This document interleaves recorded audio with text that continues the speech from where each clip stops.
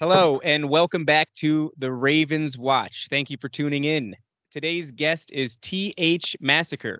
THMassacre and I met on Twitter, of all places, when I was putting the bat signal out for someone with knowledge regarding to the Saturnian time cube, the cult of the black Saturn cube. And THMassacre was a gentleman enough to respond and answer the bat signal. And so here we are. Can you tell the audience where to find you before we get started?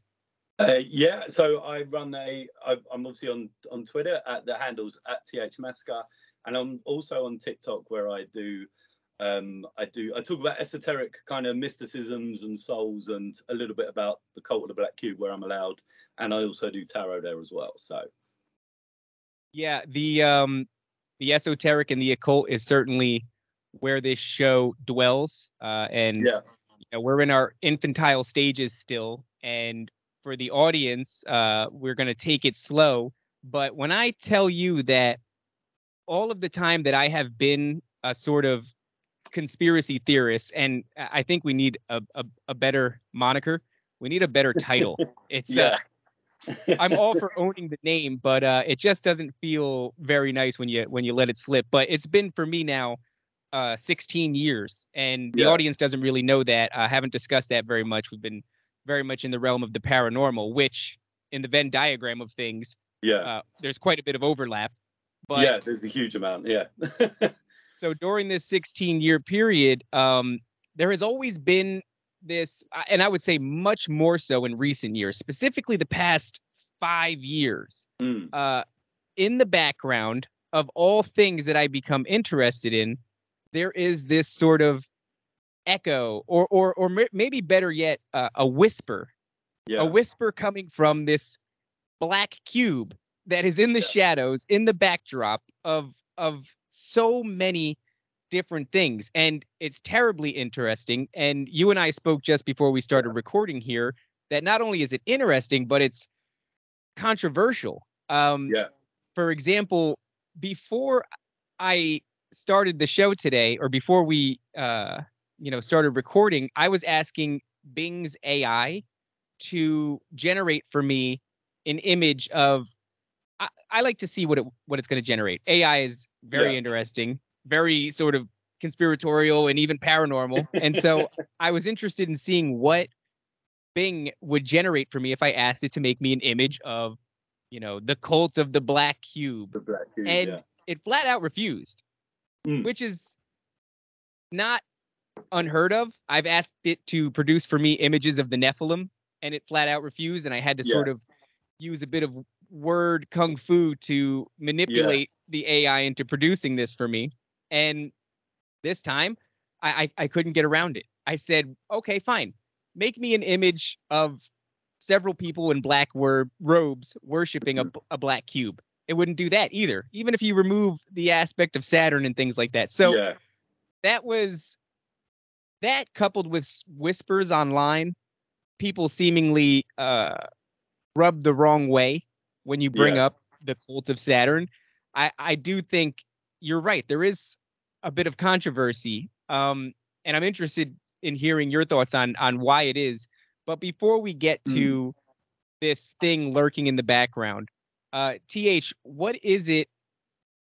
What does your origin story look like? How did you get down this path of Yeah. esotericism? And start from as early as you want.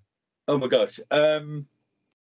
It's kind of strange. I've always sort of had like an affinity with kind of, I guess, like the supernatural in a weird way, but never really delved into it. But in more recent years, I've kind of tapped into it a little bit more, started studying and reading up a lot more about.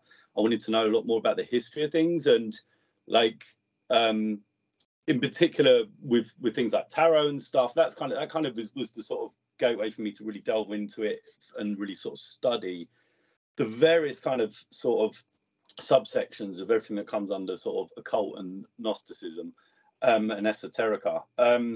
And all roads kind of like lead to Egypt whenever you go down these things. So that kind of sort of really sort of sucked me in, because I've always had a deep sort of fascination with Egyptian history and the civilization, and it's one that I've always really sort of loved exploring because there's so much mystery surrounding it. And it's, for me, it's always interesting how nearly every sort of element and aspect of esoteric information, whether it's Kabbalah or anything really, they all have traits in ancient Egypt, and everything kind of draws back to eventually going further back to African spirituality, which is I'll talk about in detail later. But it's, for me, the sort of the lure of kind of the mystery and stuff just sort of opens up a kind of a really beautiful imagination within yourself, and then in certain areas and aspects of study, you really sort of do begin to understand that these ancient civilizations and cultures, as sort of imaginative as they appear, a lot of their sort of mysticism and their Gnosticism was steeped in metaphysics and science. The very term, like spirituality, originates means science and nature. That's what spirituality means. So, and obviously spirituality covers the origins of everything, including things like the cult of the Black Cube. Everything all draws back to the concept of there being an as above and so below, this physical reality and this metaphysical reality. And like, for me to sort of, it's easy to understand if you just apply modern sort of science and thinking, in the sense that human beings are incredibly limited in our senses. We can't hear a broad frequency like animals can. We don't have a sense of smell as strong as other animals. But most importantly, our vision, we only actually see about 0.01% of the light spectrum. So we can't see gamma rays, X-rays, or UV rays, or anything like that. We can only feel the effects of it. And the concept of sort of my understanding of that is that we live in a physical world, but this metaphysical reality around us, which is not perceivable to us and not tangible, i.e. we can't touch, physically feel or measure to a degree, is kind of this expansive sort of unexplored kind of part of reality, and it's easily again understood by science with physical matter and dark matter and grey matter. So we know antimatter is part of this metaphysical reality. Yeah. Does that answer the question? Well, yeah, you said something really interesting before that made me think we're doing in this era of time, and you could make an argument that the veil is sort of lifting. I think that through my observations, that's been my opinion, is that it seems to be this thinning of the veil, and this information is coming back into the general public's awareness. But we've done ourselves a historical disservice, because if you go back 15, 20 years, outside of fringe scientists or people who would study the more paranormal aspect of these things, we very much gave, especially here in America, the public this watered down slap in the face of what the ancient Egyptians believed and what ancient civilizations in general believed, that it was just riddled with superstitions, and that all of these things that they talked about were simply allegories and metaphors for things that they were unable to articulate in a more concise way. So they just used metaphor and they just used allegory, and that none of their belief systems hold any water, that our ancestors were strictly superstitious and lesser than intellectually. And I don't think that that's true. I feel, and this is just a feeling, but I feel as though we've been using the same operating system for a long time.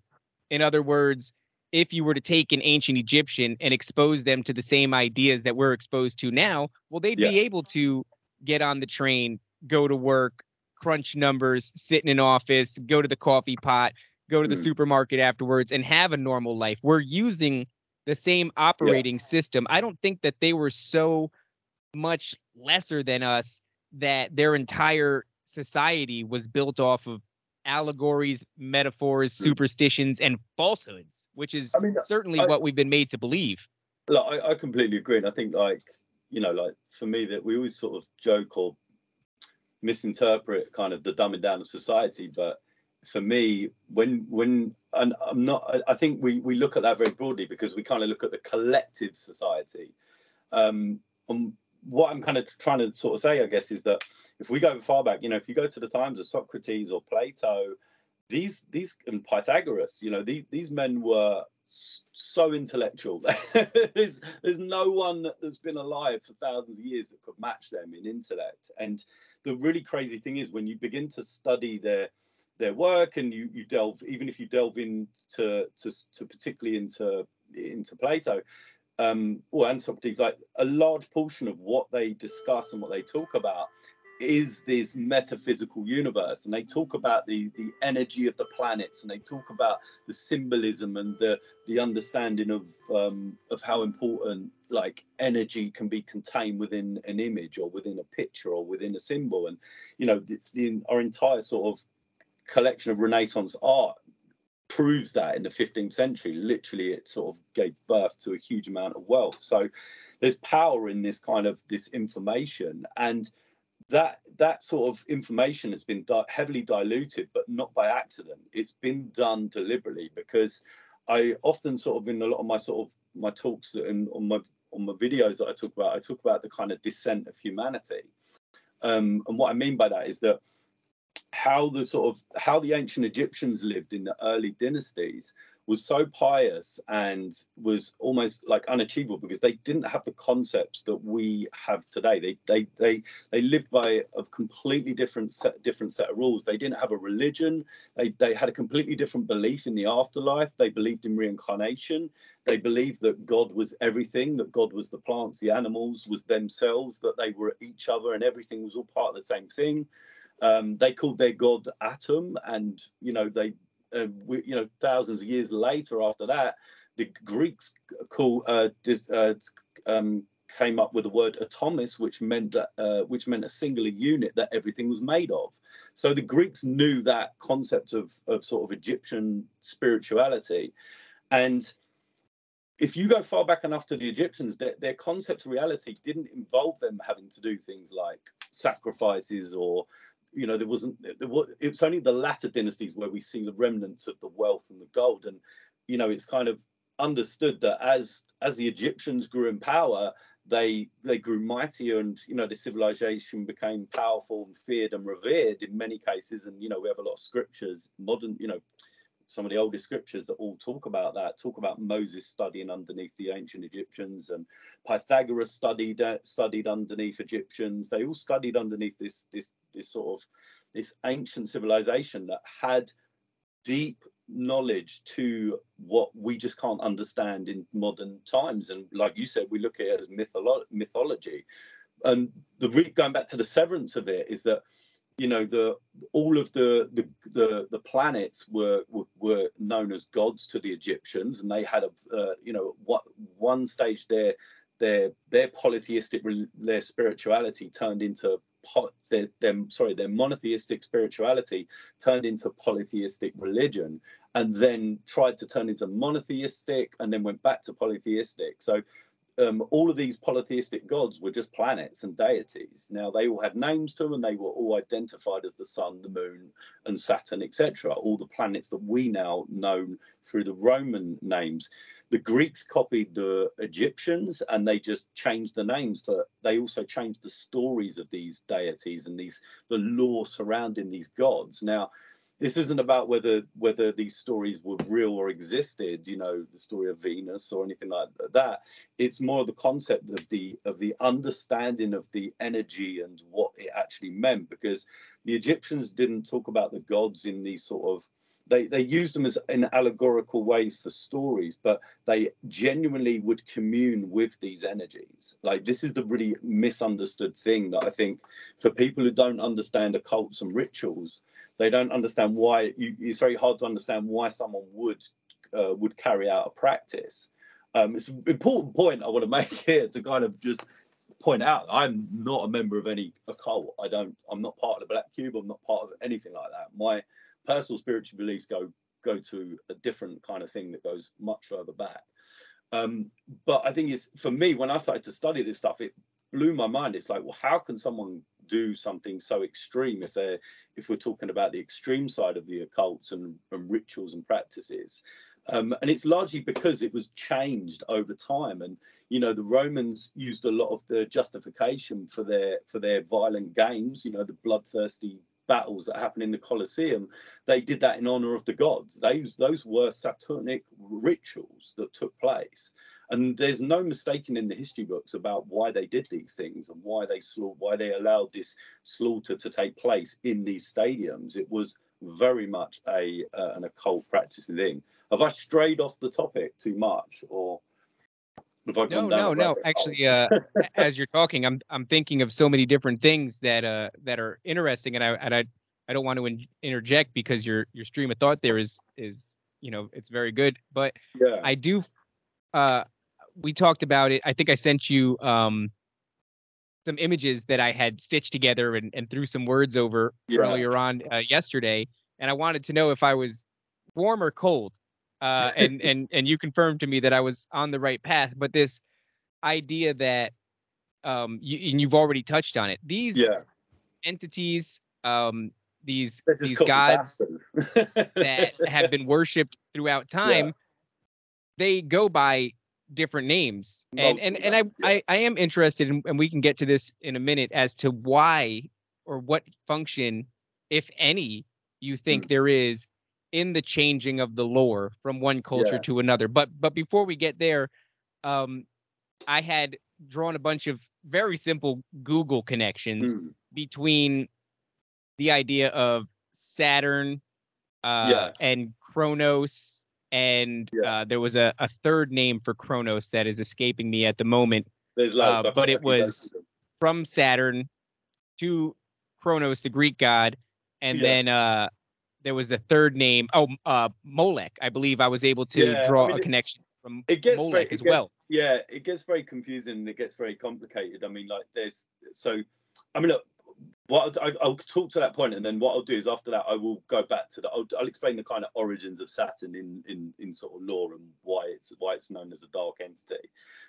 So you're absolutely right. So the Egyptians knew Saturn as Set or Seth. The Babylonians knew Saturn as Sani. Cronus was obviously Greek. Saturn was Latin and Roman. Zul was Arabic, and there's also like another Egyptian deity called Sobek that's connected to Saturn that I'm still not 100% certain on the story to understand the connection. But like you said, there's Moloch, Baal. There's many different kind of deities, and they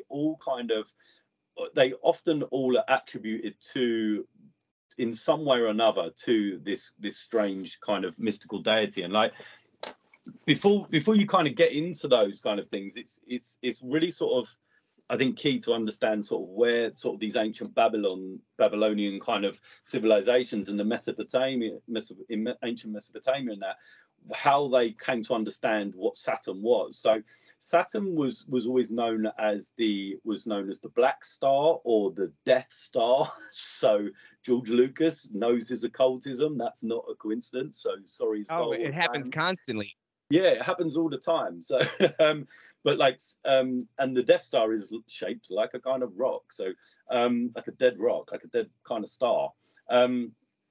But Saturn was known as the Death Star. So the origins was, and it changes from culture to culture, but it's all fairly similar. So it's around, you know, all over the world, every ancient civilization in some form has an identity and a lore and a story and a mythology connected to this particular planet.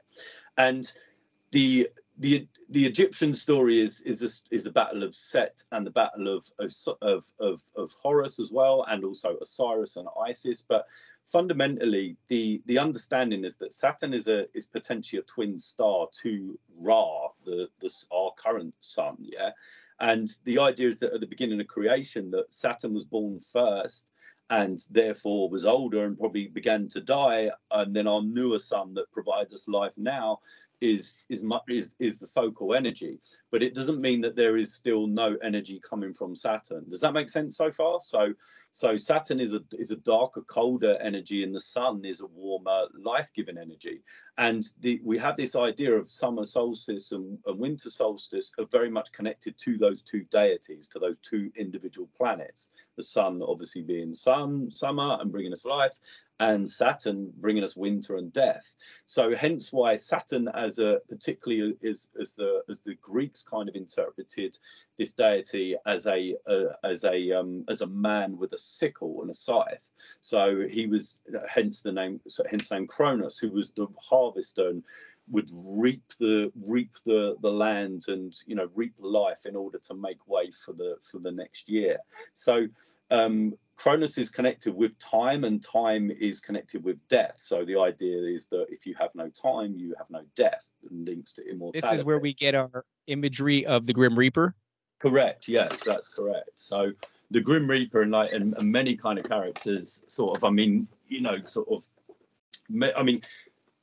the sickle is a very, very key kind of is a very key Saturnic symbol, and the actual kind of symbol for Saturn is a cross with a sickle. Okay, so people don't realize that.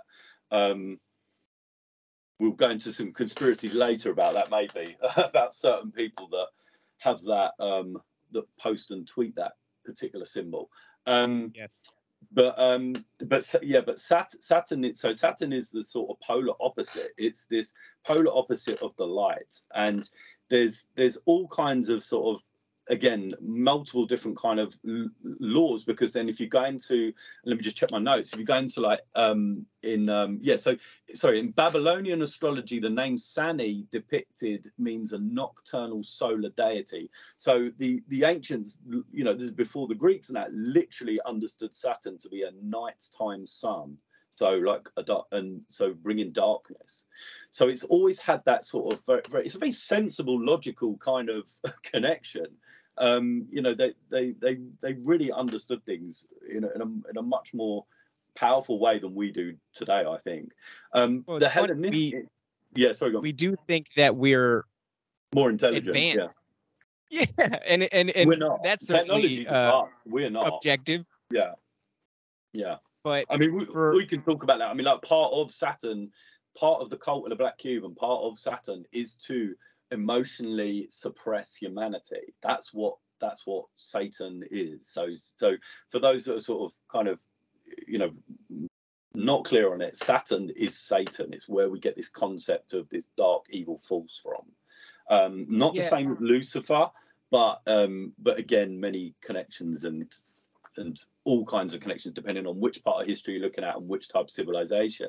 And the point I wanted to quickly make was like that in Hellenistic astrology, Saturn is classified the same as Mars as a malefic planet, so of one of death, sickness, and destruction. And Saturn is the ruler of Capricorn, which is kind of is a really straight. It's known as the goatfish, and this is where you get the Baphomet kind of imagery from. So there's it goes for much more than just looking at the planet as the physical planet. All of the planets are connected to different star systems, and they have sort of, again, ancient stories and connections to these different sort of horoscopes or stars or zodiac signs.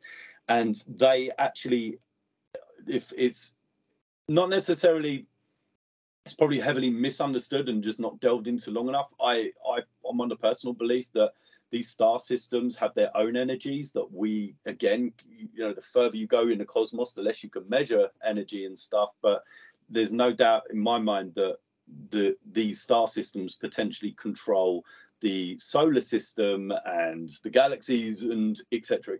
So everything is all part of this giant sort of mechanism of control of energetic exchange and power, that we are like tiny little atoms on this giant spinning ball or flat earth, whichever one you want to believe in.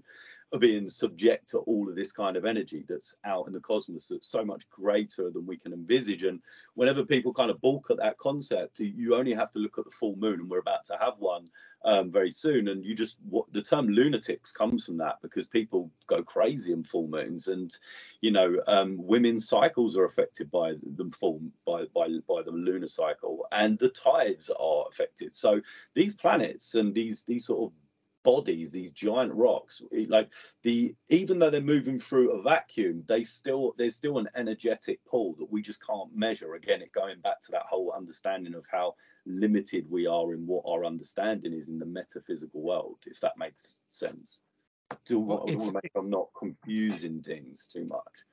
Well, we're going to pull it back here to focus on the Saturn aspect, but what I do want to say is that I recently had and I was not previously into this, because, as I'm sure you're aware, the world, or the commercialized world of astrology, is a very sort of watered down, bastardized version of what astrology actually is. I never paid it much mind, because when I was a kid, you would get astrology in the back of the TV guide. That's sounds like I'm really old, but in the back of the TV Guide channel book, you would have your astrology readings, and they would seem very general and they would apply to everyone. However, recently, I was messaged by someone who is seemingly very well versed in astrology, and I'm the type of person who's looking for generalizations. I'm looking for something so that I can go, well, anyone can identify with that. Exactly. Yeah. And this was so personal.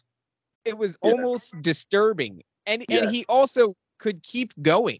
He was like, would you like me to tell you more? And I was like, after a certain point, I was pretty well sold on it. And I also had a very similar experience with a numerologist who, once again, seemed to be able to pin down my attributes in an uncanny way. And so it seems to me that not only are these planets and stars associated with gods, but that the day you're born, these stars almost imprint you with your personality, with 100%. with some aspect of your story.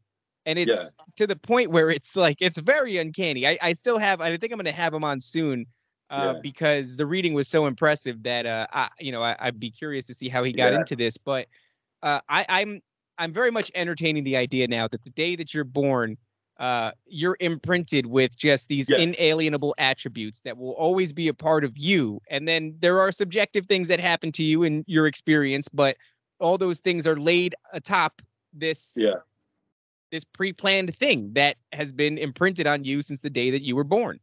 Yeah, I mean, like numerology and astrology comes from ancient Egypt. So, like, tarot comes from ancient Egypt. Everything kind of draws back to magic, and that's what it was. Like, that's the high priests and priestesses. And again, I'm not for 1 minute expecting people to believe into this, but if you study ancient Egyptian kind of culture, and it's just crazy, because the high priests and priestesses, excuse me, they would use divination and they would use numerology and astrology to literally kind of manifest and make magic and make things happen. There's so many amazing stories of all these kind of crazy sort of miracles of these kind of Egyptian priests and priestesses and hierophants and mages, as they came to be known, that would just be able to do almost unimaginable things, including splitting water and raising the dead and bringing birds back to life,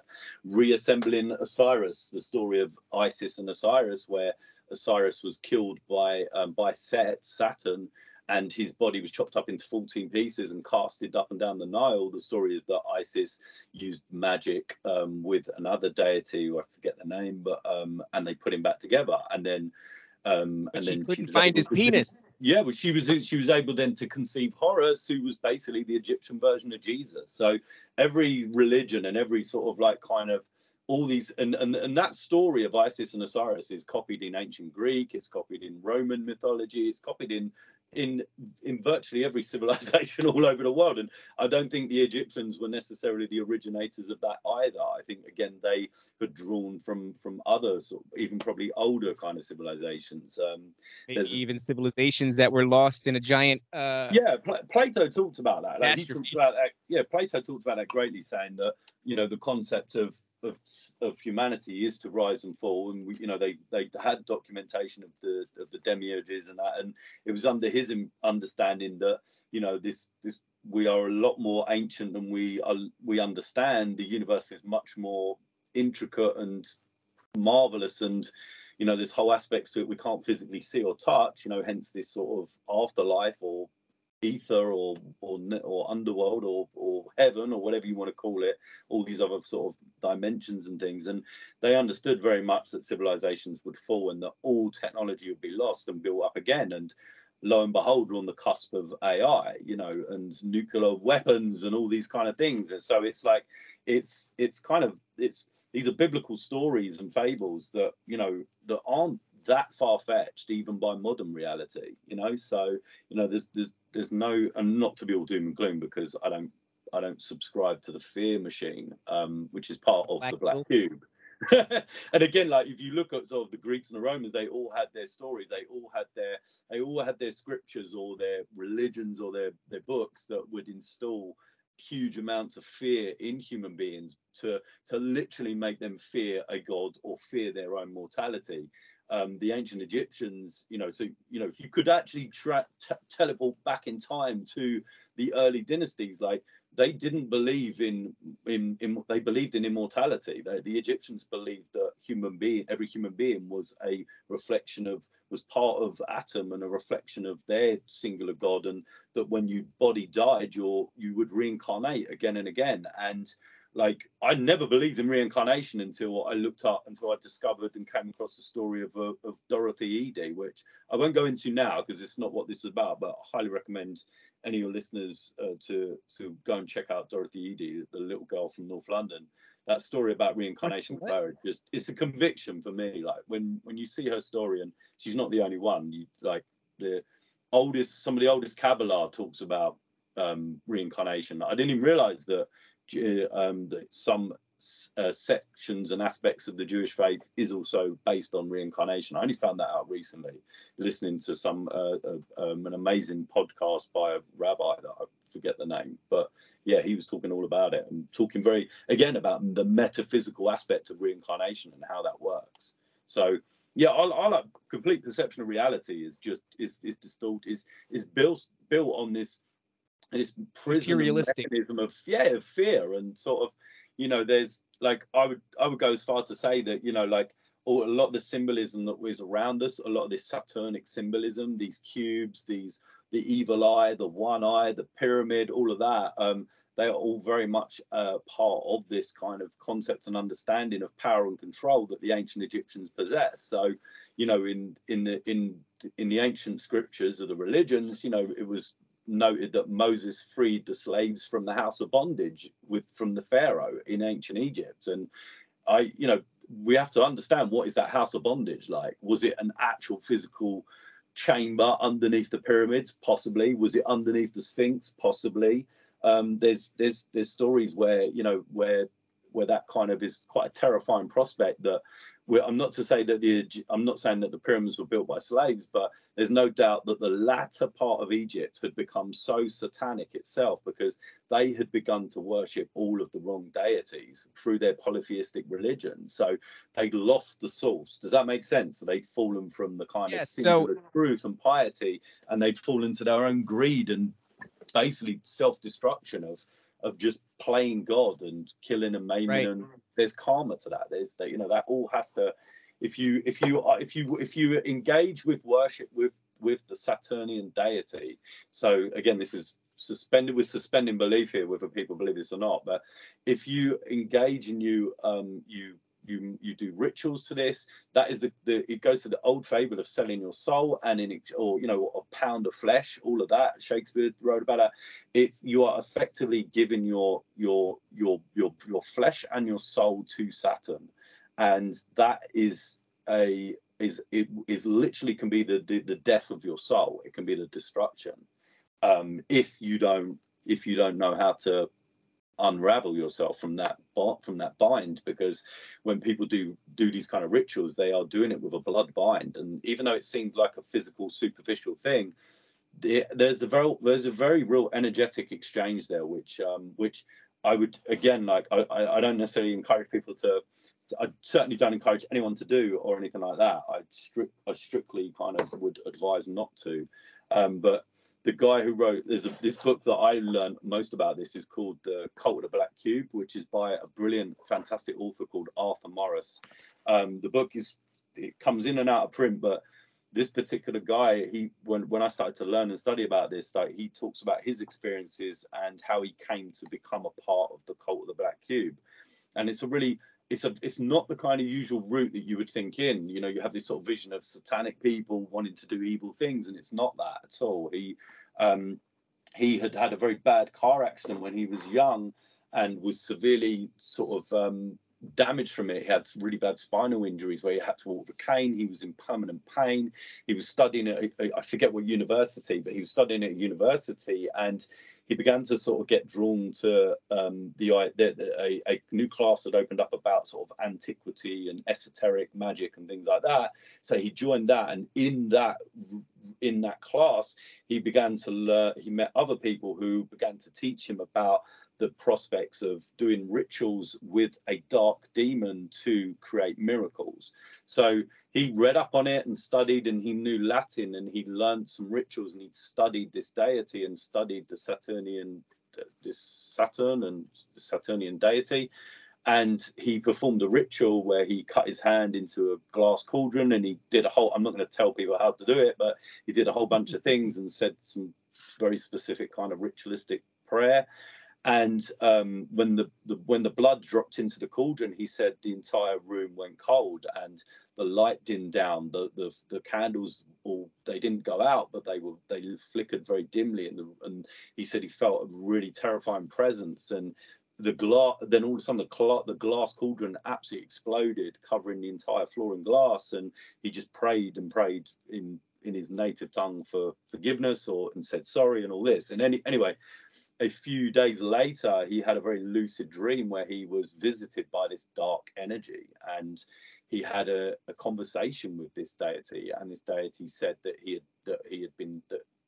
said, you've summoned me. I'm here to help you. You have a choice. You can either go back to your life of pain and misery and your disability, or I can heal you, and I will give you an abundant life. But you have to work for me. Your life comes secondary to mine, to me. You have to honor me and all this kind of stuff. So he did it. He accepted, and he said, as soon as I agreed to it, he said, I felt like a pool of cold energy pour into my head, like into where his crown chakra is. And he said he felt this terrible pain in his spine. It was like unbelievable experience. And then he said, and then I woke up. And then he said, like, after a week, the pain had gone. After 2 weeks, he no longer needed a stick, and by a month, he was completely healed. His doctors, who he'd been under for like a couple of years, this had been going on. He was also on a lot of medication. It's important to add, like, prior to that as well. He was on some really strong opioids that he did not like. His doctors had said that's a miracle. They could not explain what had happened. And at that point, he then knew that this was a miracle and a gift. So he delved into the Saturnian cult, and slowly but surely, when you know the symbolism, he began to meet with other people. And in his book, he goes on to describe that he became really well, very familiar and knew a lot of famous public figures that were in this cult. So it's a very real thing. This isn't, whether people believe or not is entirely up to them. But these are stories, and if you look at Arthur Morris as well, there's some very strange kind of stuff that happened to him. He's no longer here he died in very mysterious circumstances, because he knew that the penalty for sharing this information is death to a degree. But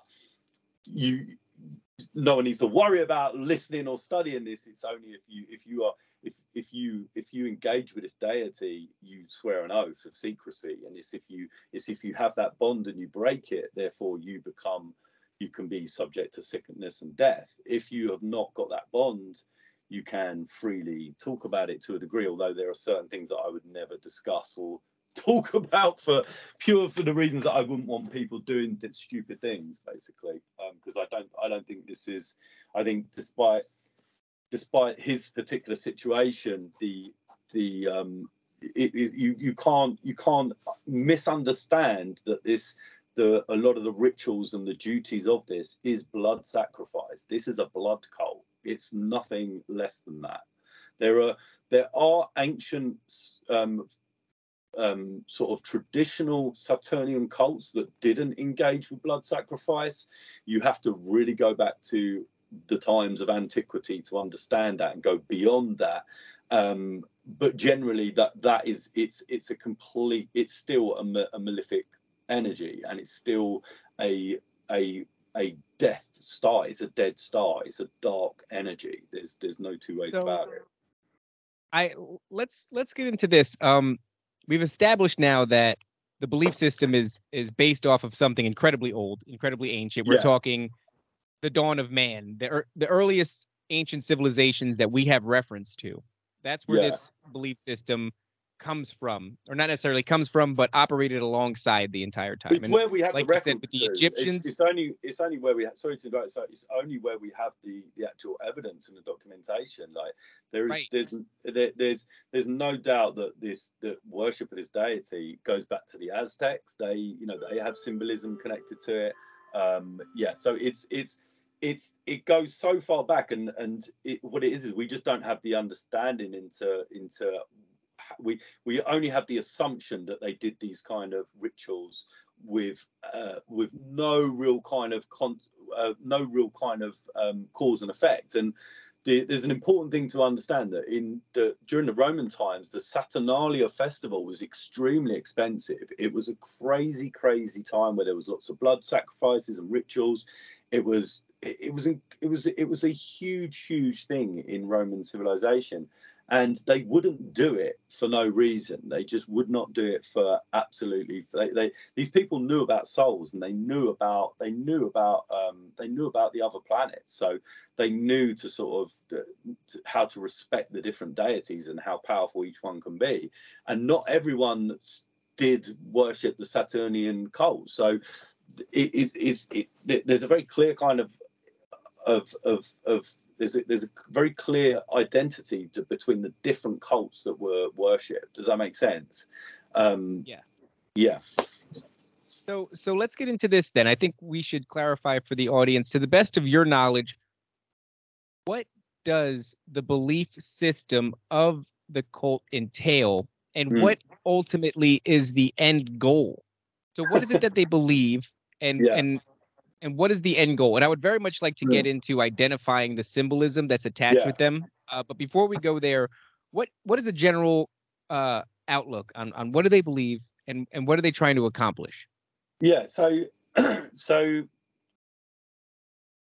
it's really hard, because I think it would be probably every one of these sects has a completely different belief system, but fundamentally the worship and idolization of the black cube is a rejection of God, or of the light, of the opposite.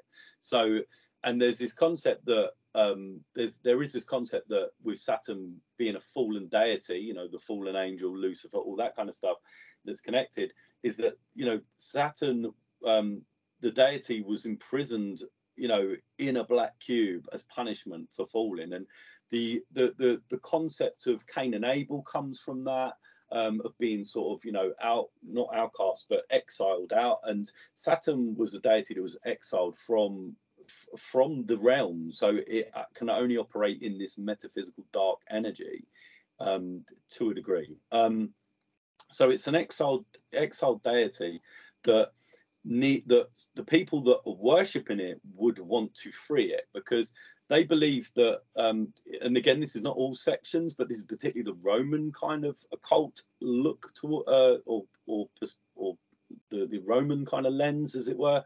They believe that Saturn was a god and deity of the golden age, that he brings abundance, and there's a lot of kind of rich and famous people that will worship, that clearly, in my opinion, worship Saturn on the black cube.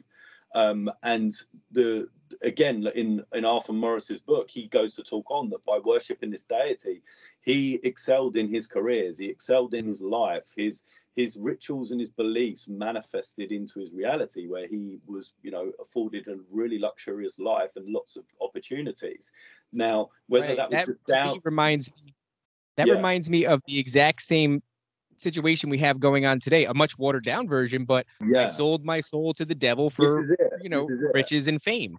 Yeah, so like, as much as people want to claim that there's this sort of higher level mission, which some people may lay claim to, the fundamental reality is it is about self. It's about self greed or self mortality, because there's no other real reason to engage with something where, if in this lifetime you lose your soul and you don't get to live again, you don't get to reincarnate. And the laws about where a soul goes and all that is obviously, again, it's highly triggering for people, and it's obviously speculative and theoretical and whatnot.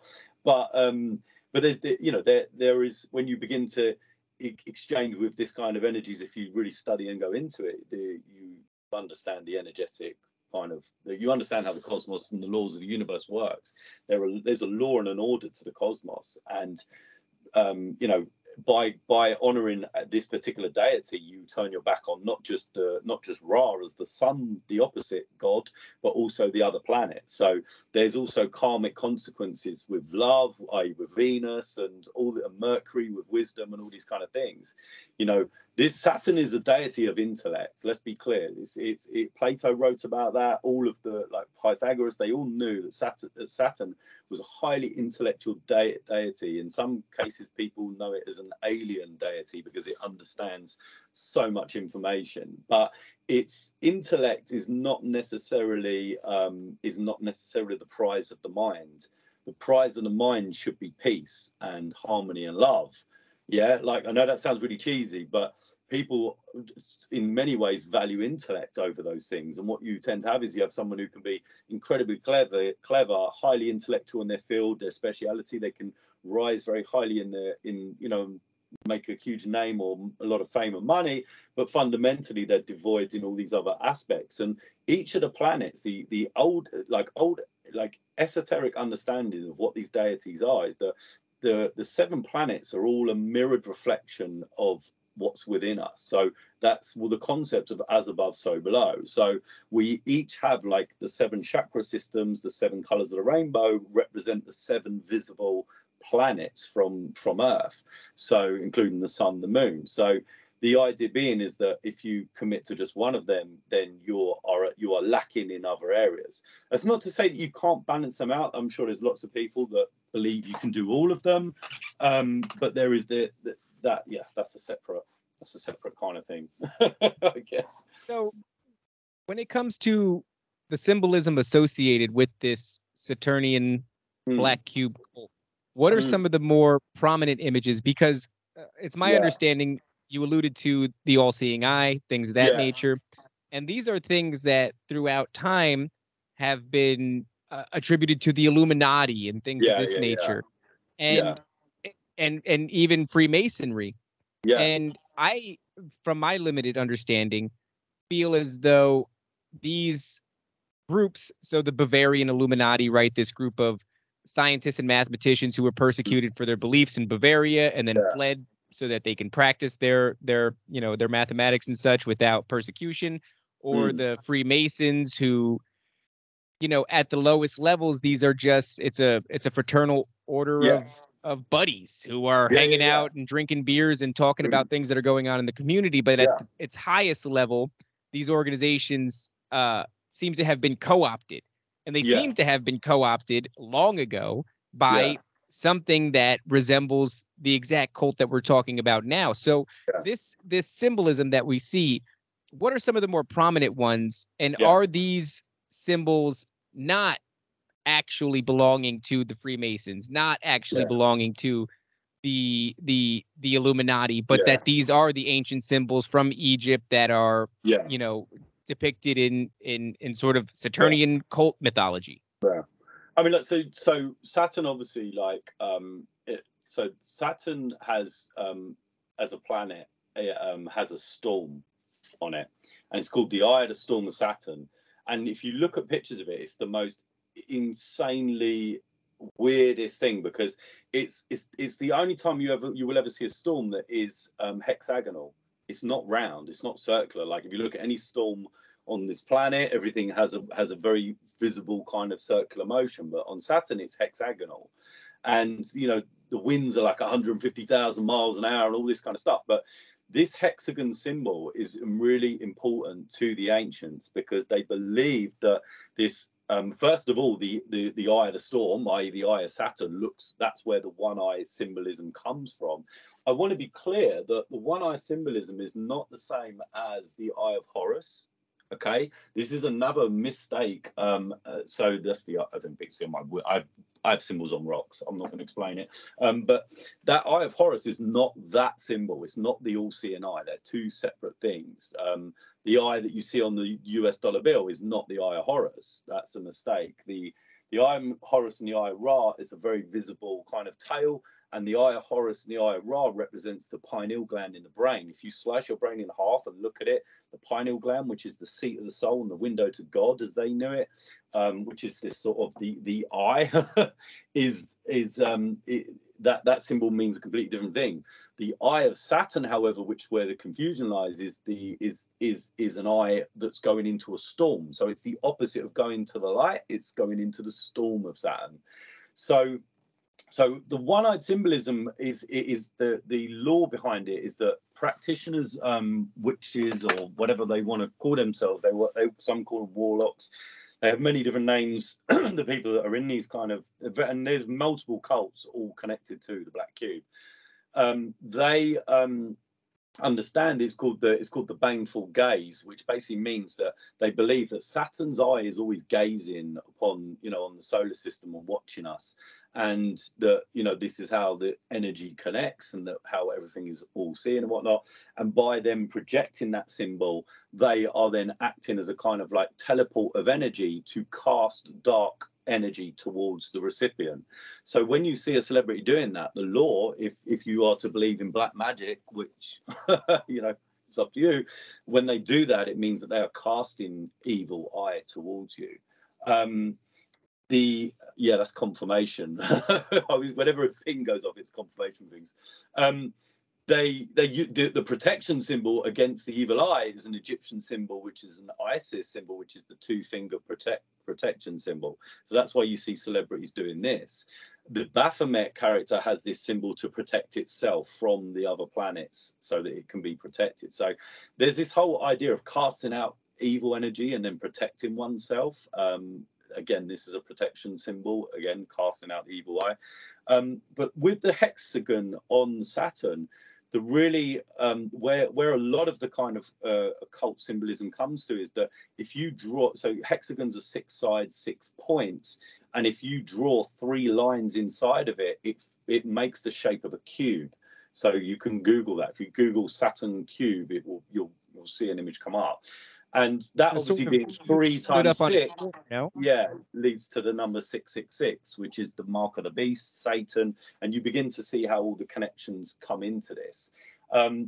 The understanding is that Saturn wants to control this planet. Saturn wants to reign over man, because Saturn believes that man should not be chained to or stuck with God. And the old kind of story is that, or one of the old kind of laws is that Saturn castrated his father, which I believe is to be Jupiter, castrated Jupiter, and therefore severed any connection to that deity, and therefore became in charge and became the father.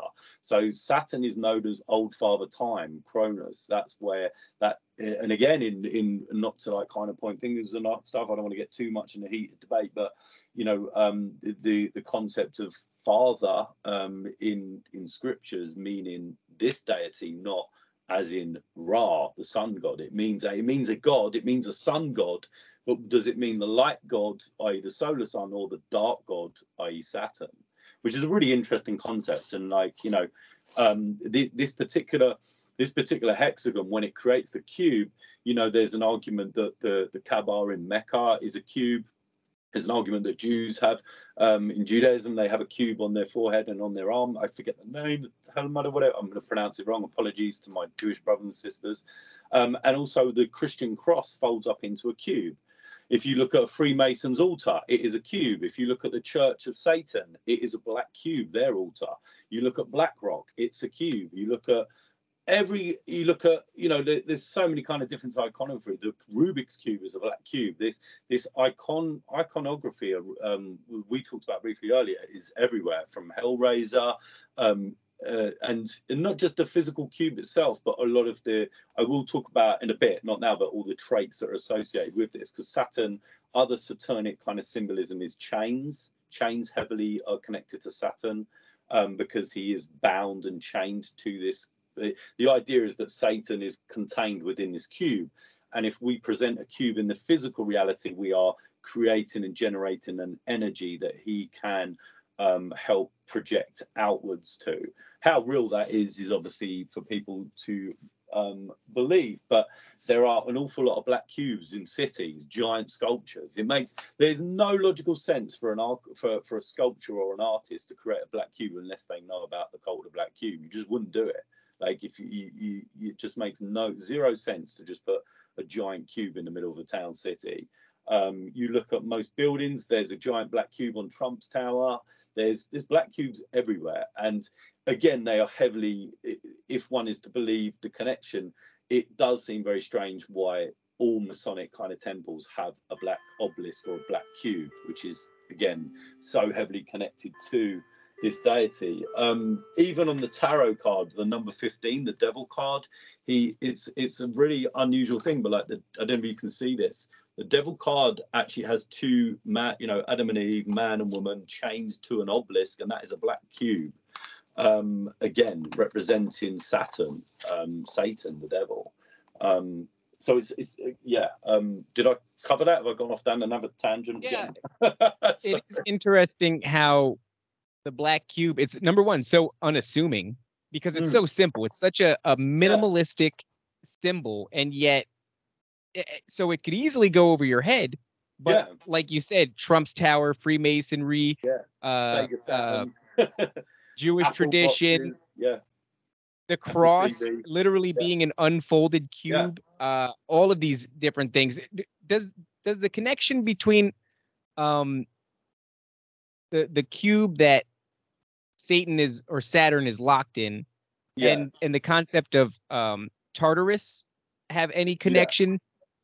Because what I'm seeing a lot is, and like I said earlier, the thing that really got me into this is seeing this connection between the biblical stories of the fallen angels, their names, and how their names are often threefold or more. In other words, they have several different names throughout all these different religions. And when it comes to Tartarus, that is a reference to the place that the fallen were cast out to in the Bible, but it's also a reference to the place that the Titans were locked in Greek mythology. And then, of course, the Titans, one of them being Kronos, you know, who is Saturn. So it's this story is been right in front of us. And what's really funny is growing up, they were very compartmentalized. I thought these things were entirely separate. The Greek pantheon and the Roman pantheon has nothing to do with Christianity. And no, it all has everything to do with the same exact story being told in different ways. And now all of this time spent looking for, you know, pentagrams and triangles with all-seeing eyes. For years, I neglected to give any sort of attention whatsoever to a simple black cube, possibly the most nefarious of all symbols in the entire thing. Yeah, so, and I mean, not to forget the hexagon and because the hexagon really for me is the modern version of it, because symbolically what it does is it honors this deity and this energy, and it's nearly always connected to a business or an industry or something that is deeply rooted in something nefarious. It's just I just see that all the time. I mean, like, I will say, like, Elon Musk's starships all were covered in hexagon plates. That's not a coincidence. The man tweets the symbol of the Saturnic symbol, the symbol. I can't even find it. I had a picture of it, but yeah, oh look, there you go. Look straight away, that symbol there. Yeah. He tweeted that. So this symbolism, and the reason why that's done is because they, over history, that because of the nature of this particular religion, and it becomes a religion. It's like an occult is a religion. It's a belief. It's worshiping. It's performing rituals. So whether you want to term it a religion or whatever, it's the same thing. And a lot of people don't want people to know that they do this because of the fear of shame and whatever. Because often a lot of the rituals that are connected to the cult of the Black Cube and to the kind of stuff that Aleister Crowley was engaged with was blood magic, sex magic, and it involved a lot of human sacrifices in cases. So, if one is to believe that this religion is still in existence and it still continues to this day, it is logical to know that therefore the symbolism and the kind of very essence of it is going to be kept hidden deliberately, because it would be, most people are not going to go for that, and rightly so. But it's everywhere. You mentioned earlier. Oh, I'm sorry. Yeah, sorry. Can I just make one more point? Sorry, it's like there's really important things. Like we have this sort of deluded vision that we live in these really kind of humanitarian, sort of honest, sort of civilized culture times, and I just don't believe that, because we see the amount of death and destruction with wars with every country. No country is innocent to that. We see the kind of poisoning of chemicals used in things, the constant sort of corruption that goes on and stuff. Like, we don't live in this utopian society like society pretends itself to be. Like, if you look at society, it projects this sort of squeaky clean perfect image, and then the reality is there's so much debauchery and depravity going on, particularly with people, with lust and greed that is rampant, amongst many industries. So, we have this vision of like how the Romans were barbaric with their gladiatorial games, and that we evolved onto them now. And we've now got NF football where, no one physically gets killed, but it's, we get all the energy and tribalism out. That was the same thing. It's no coincidence they're both in stadiums. The reality that what I believe is that that instead, they just, war never got replaced. Like, all this kind of stuff still goes on. It's just cloaked much more. And like, not to go down a rabbit hole, but Epstein's Island is a great example of that. The depravity that went on that island, that still hasn't been no justice has come of that, except for one woman who trafficked said people to an island, and no one else got arrested. Like, we know there's depravity just on the basis of the lack of justice in that entire. Right. She got in trouble for trafficking children, but we have no idea who she trafficked them to. Well, they do know, and they just refuse to think. And you look at the symbolism. You look at Epstein. Well, we can go there quickly, but like, Epstein's Island is littered with esoteric symbolism, littered. And you go to the Bilderberg kind of things, and you go to all these kind of things where people say, no, that's just conspiracy. It's like, well, they don't help themselves when they project these satanic and Saturnic symbolism that dates back to ancient times when people did sacrifices. So it's like, it doesn't matter how intelligent or how much money you've got. Common sense tells you that you wouldn't do that, that you wouldn't celebrate or iconize things that are connected to depraved things. Like, that's cancel culture, right? Any company doing that knowingly, or outwardly, would be cancelled. And it's interesting because the best answer that I've heard for Bohemian Grove is that this is just a sort of a guys club, a fraternity of guys, kind of just dressing up in robes in the woods, and they're not hurting anybody. They're just having a good time. Yeah, it's fine until you know the symbolism and that old I can't remember who did that brilliant quote, but it is symbolism is the downfall of all of these kind of these sort of fraternities or whatever it is that has something to hide or is problematic. I mean, it's like who was it that wrote it? Like I think there was a really famous quote that said like symbolism rules the world. Like people don't understand it, but symbolism literally rules and controls the world. Yeah. Because That the it's language because of the world is yeah, in because it's symbols and projected something energy. else. It's projected energy. I mean, like, you think how like powerful like fashion design is. Like if someone wears like a like a Louis Vuitton bag or outfit or whatever, and it's not a Louis Vuitton thing unless it's got the symbol on it, right? Like because then no one knows what it is. Does that make sense? So it's like people are very attached to these things and they have an emotional connection and reaction, like not all for bad, like for a multitude of emotions. But Right. symbolism is so powerful. Yeah. Some of these fashion companies don't even hide it. It's the No. whole Yeah. Balenciaga or Medusa. Hermes, Hermes. Yeah. These things it's the same. It's like that expression, nothing new is under the sun. It's the same stories, the same entities, the same belief systems. And it's an amazing deception because most of us, the vast majority of us, don't even see it. I mean, come on, hats off to them. It's a pretty good deception for people to not even to have been immersed in it since the dawn of mankind and to have come so far in the game that we don't even see it anymore, and that most of us will vehemently oppose the idea that it even exists. You had mentioned before that you get into some trouble sometimes because this is a touchy subject.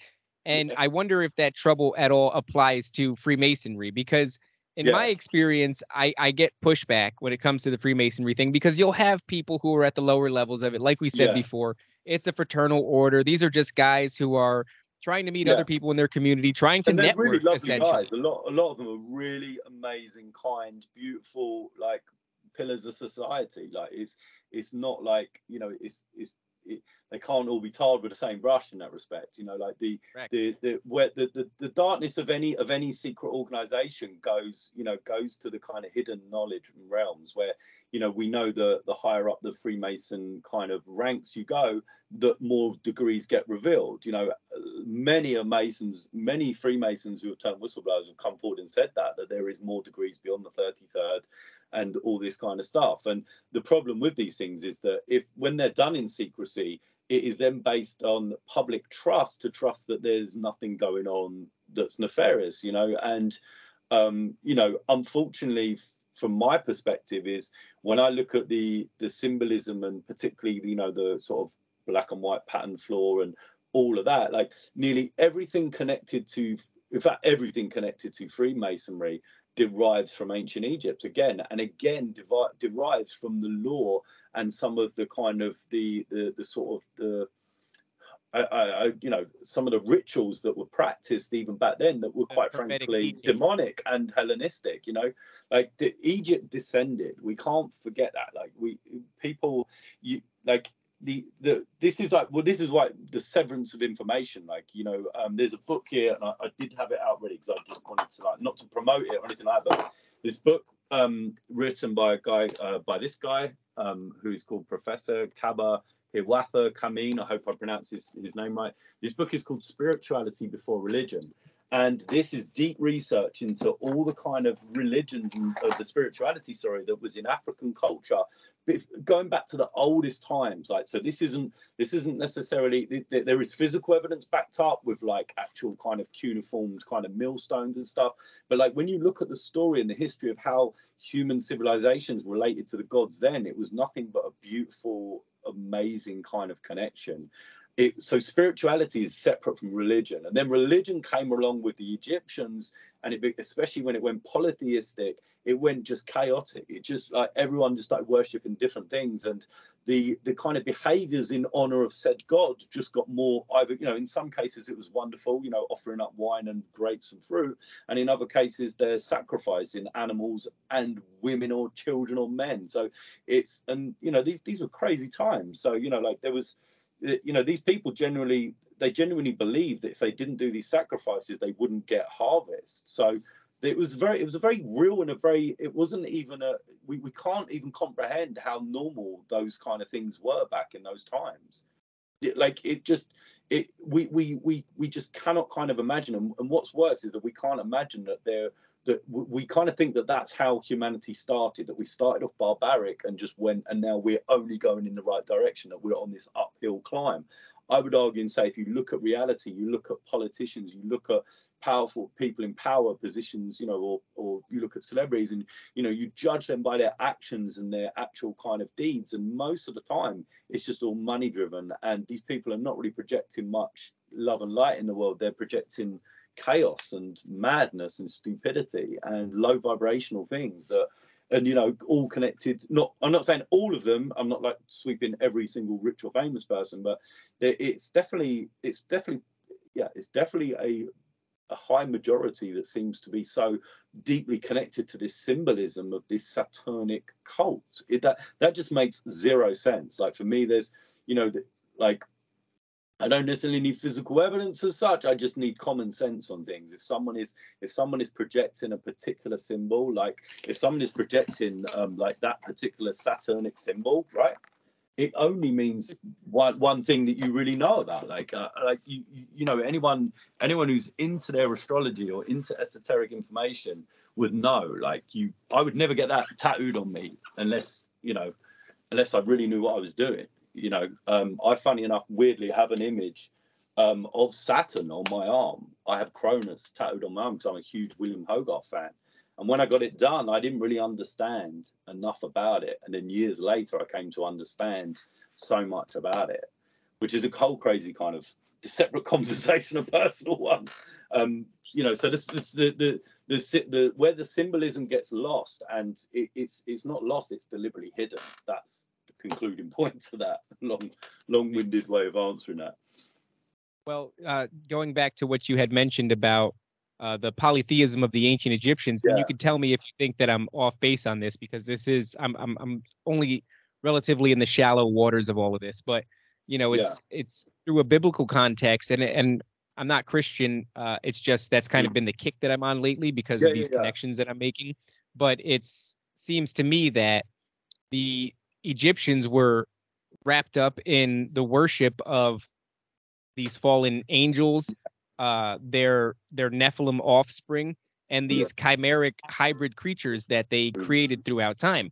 And these are the same beings that were, wiped away during the flood. I was listening to a podcast the other day with Tim Alberino, who is a archaeologist, and he is in Peru, and he's talking about how the Peruvian government is very upset with people coming there and recording, because the ancient aliens guys kind of just every megalithic structure, everything is aliens. It's all aliens. It's where, the meme and everything. Yeah. And so they're upset that this is, according to them, a misrepresentation of their heritage. But if you talk to the people who are of native descent who live in Peru, they'll tell you allegedly, and I'm not confirming this, but allegedly that their megalithic structures were created by a race of giants, specifically evil giants, and that these giants were wiped away in a great flood that was brought upon them by their overarching head god, the father god. And we have no shortage of all these flood stories throughout various different cultures, and that's really becoming mainstream right now, right? Joe Rogan's got people, Randall Carlson and Graham Hancock are on his show talking about it. And it seems to be, there was an astronomical flood of monstrous proportions at some point. And many of these ancient cultures hold that this flood wiped out some race of evil giants, which is exactly the story that's in the Bible. And so it seems like so many of these ancient Babylonians, ancient Egyptians, these teachings, these gods that they worship of these polytheistic cultures, they were of the fallen. They were the fallen angels. They were the Nephilim. And that's not to say that all of them, because I imagine it's probably not that simple, right? It's not like all of them were totally evil and that's just the end of it. People are both good and evil within themselves. And so it would make sense that maybe even some of these beings were trying to be altruistic, trying to help mankind along. But that's where we get our Hermetic teachings. That's where we get these bouts of technology that suddenly arrive, and help humanity, jump light years ahead of where they should be in their evolutionary journey. But and then you look at what we just talked about before, which is the Freemasons. And I have a book in the other room by Albert Pike, who was a 33rd degree Freemason. And in one page, he outlines that the way the Freemasons see the entity Lucifer is very much the morning star, the light bearer, the bringer of enlightenment. Not necessarily that they worship him, although I have heard that at the very top, and I can't confirm it, I'm no 33rd degree Mason, but at the very top, they worship Lucifer. This is what I've heard, but at the minimum, I'm willing to entertain that they look at Lucifer in a much more positive light than maybe other cultures, especially Christianity and Catholicism, or other religions rather. And so, I know I'm beating a dead horse here, but it's the same beings over and over and over again, whether it's Saturn and Satan and Baal and Molech and Zeus. I came across this really interesting thing where Zeus is depicted with this sort of short staff with three prongs on the rear and three prongs on the front. And it's a very similar image to images you can find of Baal, who was also one of the fallen, who was the king of storms, I believe, was even his moniker, was the king of storms. And he's also depicted with almost spot on the exact same staff, this short staff with three prongs on either side. And, it is this big cycle. Whether or not human beings are also in a cycle of reincarnation, the world is also in a cycle of just telling the same stories, worshiping the same beings, and then ultimately, it seems, falling because of that. So right now, we're not overtly worshiping Baal or Molech or Zeus, for that matter, or these interchangeable names for so many of these deities. I think they've opted for a much more low-key form of worship, where the elites worship them outright, but their symbolism and their practices permeate our culture down to the lowest levels, while the people all the way at the bottom, we have no idea. No idea that it's even happening, and that we think the gods are this old idea, this thing that humans shed old clothes that were ill-fitting, and now we wear suits, and we don't worry about Zeus or anything anymore. We certainly don't worry about Zeus, right? But Zeus is potentially Baal, or the book that I'm reading right now is Return of the Gods, the Book of Enoch, I think it's called, and it's by Eric von Daniken. And Eric von Daniken, he's drawing these parallels between Enoch and Hermes. Hermes being one of the Greek pantheons. So it's just again and again and again, but this time they're not so overt. Well, Hermes is one of the most interesting characters, because Hermes, for me, Hermes is Mercury, is Thoth, the Egyptian ibis bird, which I don't know if you can see up here. It's this one. And the one of the most fascinating books that I think I pretty much base so much of my sort of deep understanding on this is the Hermetica. And when you go into the Hermetica very much goes to the what I would class as the true origins of creation, because it predates the Greeks, it predates the Romans, it predates this entire Hellenistic period, and it's much more in line and closer to the older dynasties of ancient Egypt, when it talks, and like I said, where it talks about spirituality and metaphysics. It doesn't talk about the Book of the Dead, it doesn't talk about the underworld, it doesn't have any of these kind of concepts and all of these kind of things. And this is just my perception, right? And this is I'm not saying that these energies and these dark forces don't exist. They do, because I believe that as above, so below, as within, so without. There's all these kind of studies about the universe and reality being a projection and stuff. And it's quite possibly that we are all consciously projecting to create and manifest this reality. That's the kind of a sort of esoteric spin on the simulation theory, I guess. But that all aside, you know, like the ancient Egyptians, they wouldn't even be able to understand this logic of what anything that we talk about, because all of this sort of law, all this demonic kind of energy and demonic ideas and the only reason that exists is because we have evil in this world, and we have things that we want to kind of, you know, point fingers at, blame or judge or whatever. You know, but in those times, they didn't live in their minds. The ancient Egyptians, like at the purest points, claimed that, you know, the soul should be in charge of the mind should be a slave to the soul. Now, modern human beings do not live that way. Our soul is a slave to the mind. By the general way you live your life, the mind takes precedent over everything else. And for me, that's like, we are living upside down. We're living inverted. And the mind can be very much attributed to, you know, all the kind of, like, any kind of demonic low vibrational thing comes from the brain. It doesn't come from the heart or the soul. That's a fact. Like, no one will do something that, like, the impulse and the compulsion and the emotional reaction for evil does not come from the soul. It doesn't come from the heart. It only comes from the mind. So we intellectualize evil and we justify it. And, you know, that's what these powerful people did back in the day. You know, it was, okay, we're gonna do this sacrifice to get plentiful harvest for, you know, and all these kind of crazy things.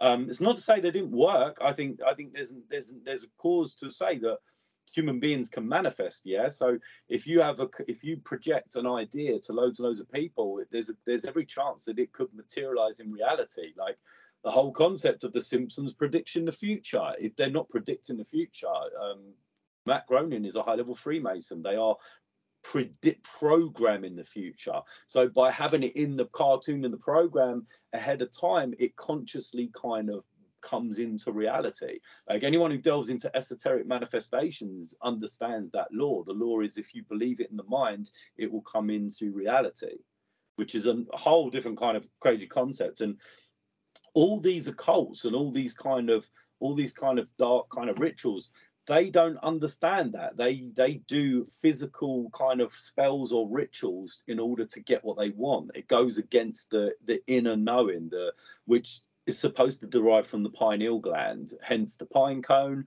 And you have all this symbolism with the church and with many different kind of physical powers. I think the Sumerians holding a pine cone, they all have this kind of, they all have the object of holding the pine cone. It's a very symbolic image that goes right way back to all these things. And it's because it's controlling if you control the pineal gland, you control someone's soul. You shut their soul off. And we kind of like not we, I've done my own personal experience on that, just for me, and not to like kind of push any sort of thing, but I started decalcifying my pineal gland ages ago, and I know it shifted my vibration. I know I became a better person. I know I just vibe higher, like, it's for a cheesy sort of hippie kind of way.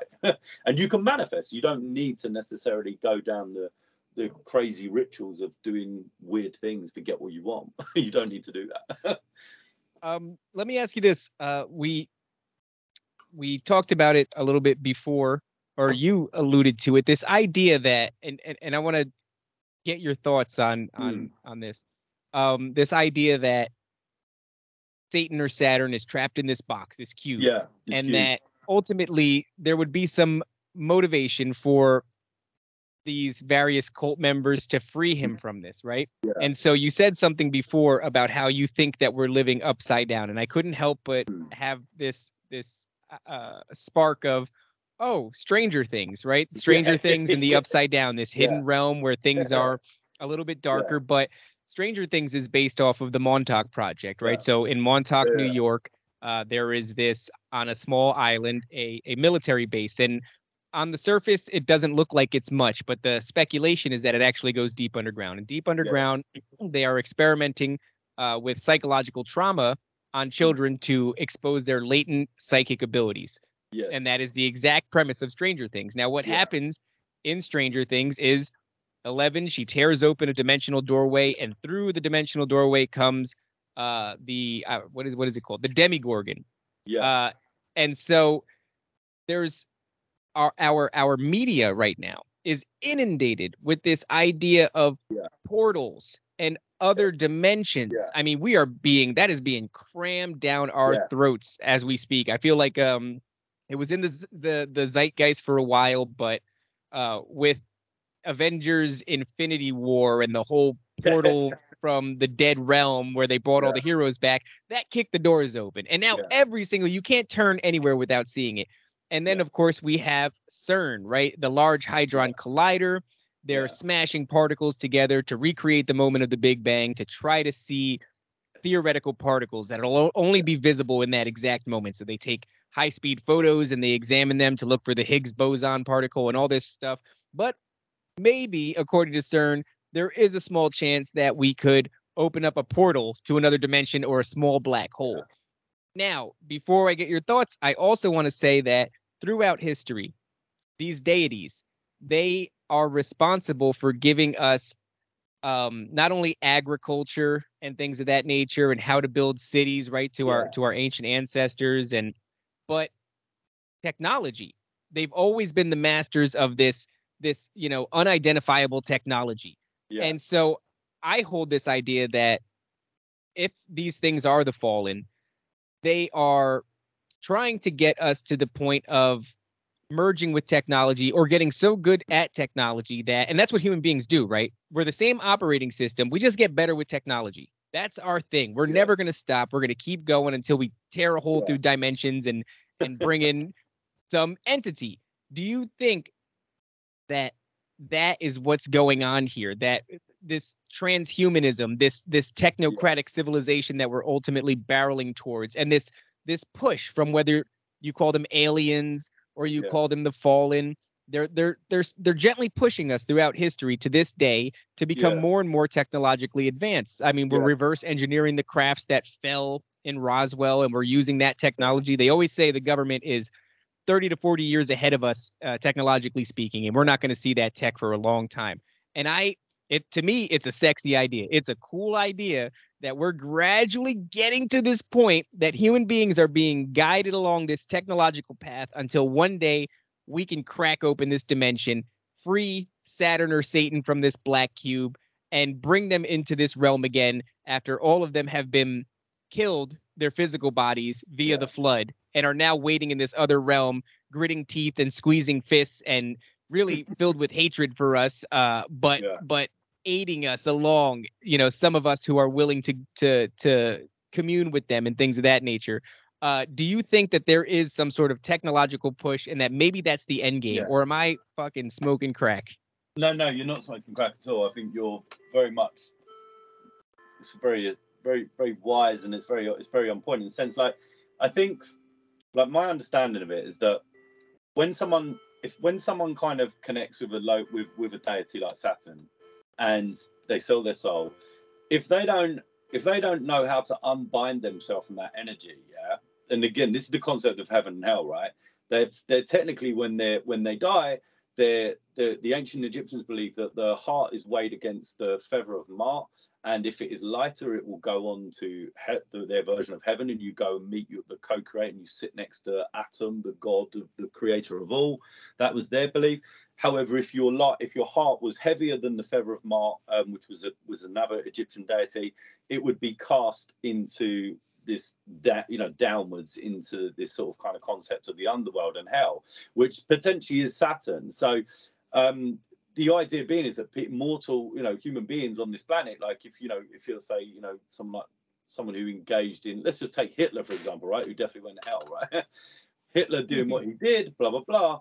When he dies, his soul doesn't reincarnate back on this planet. He becomes a demon in the metaphysical realm, and he is bound by the same rules and is exiled like Saturn. Now, with him being in the metaphysical realm, or whatever legacy he left in the, whether it's, video footage, photographs, the generational trauma that was caused by all the atrocities of the Second World War and everything connected to him, all of that stuff still has a legacy, and it has an energy that keeps keeps him his demonic soul alive, right?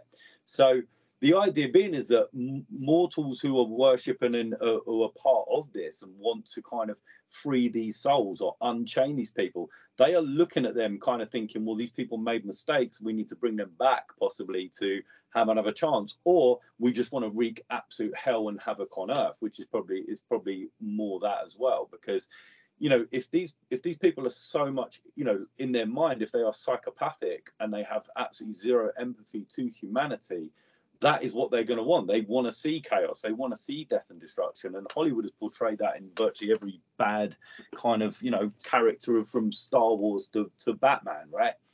So it's very, very plausible that this is the concept behind it, and, if someone is worshipping this deity, they will understand the exchange. They will understand it. What happens, though, I think, is that many people fall into the trap where they are tricked into it. It could be a drug dependency. It could be, there's so many different ways that people fall into kind of doing low vibrational or ritualistic things, or just because they hang around with other people that don't know, that know about this stuff, but don't necessarily know the true consequences of it, or they haven't done the deep esoteric study to see the opposite, because there is polarity and there's duality in everything. There is, again, antimatter and physical matter. There is light, dark, yin, yang, sun, moon, or sun, Saturn.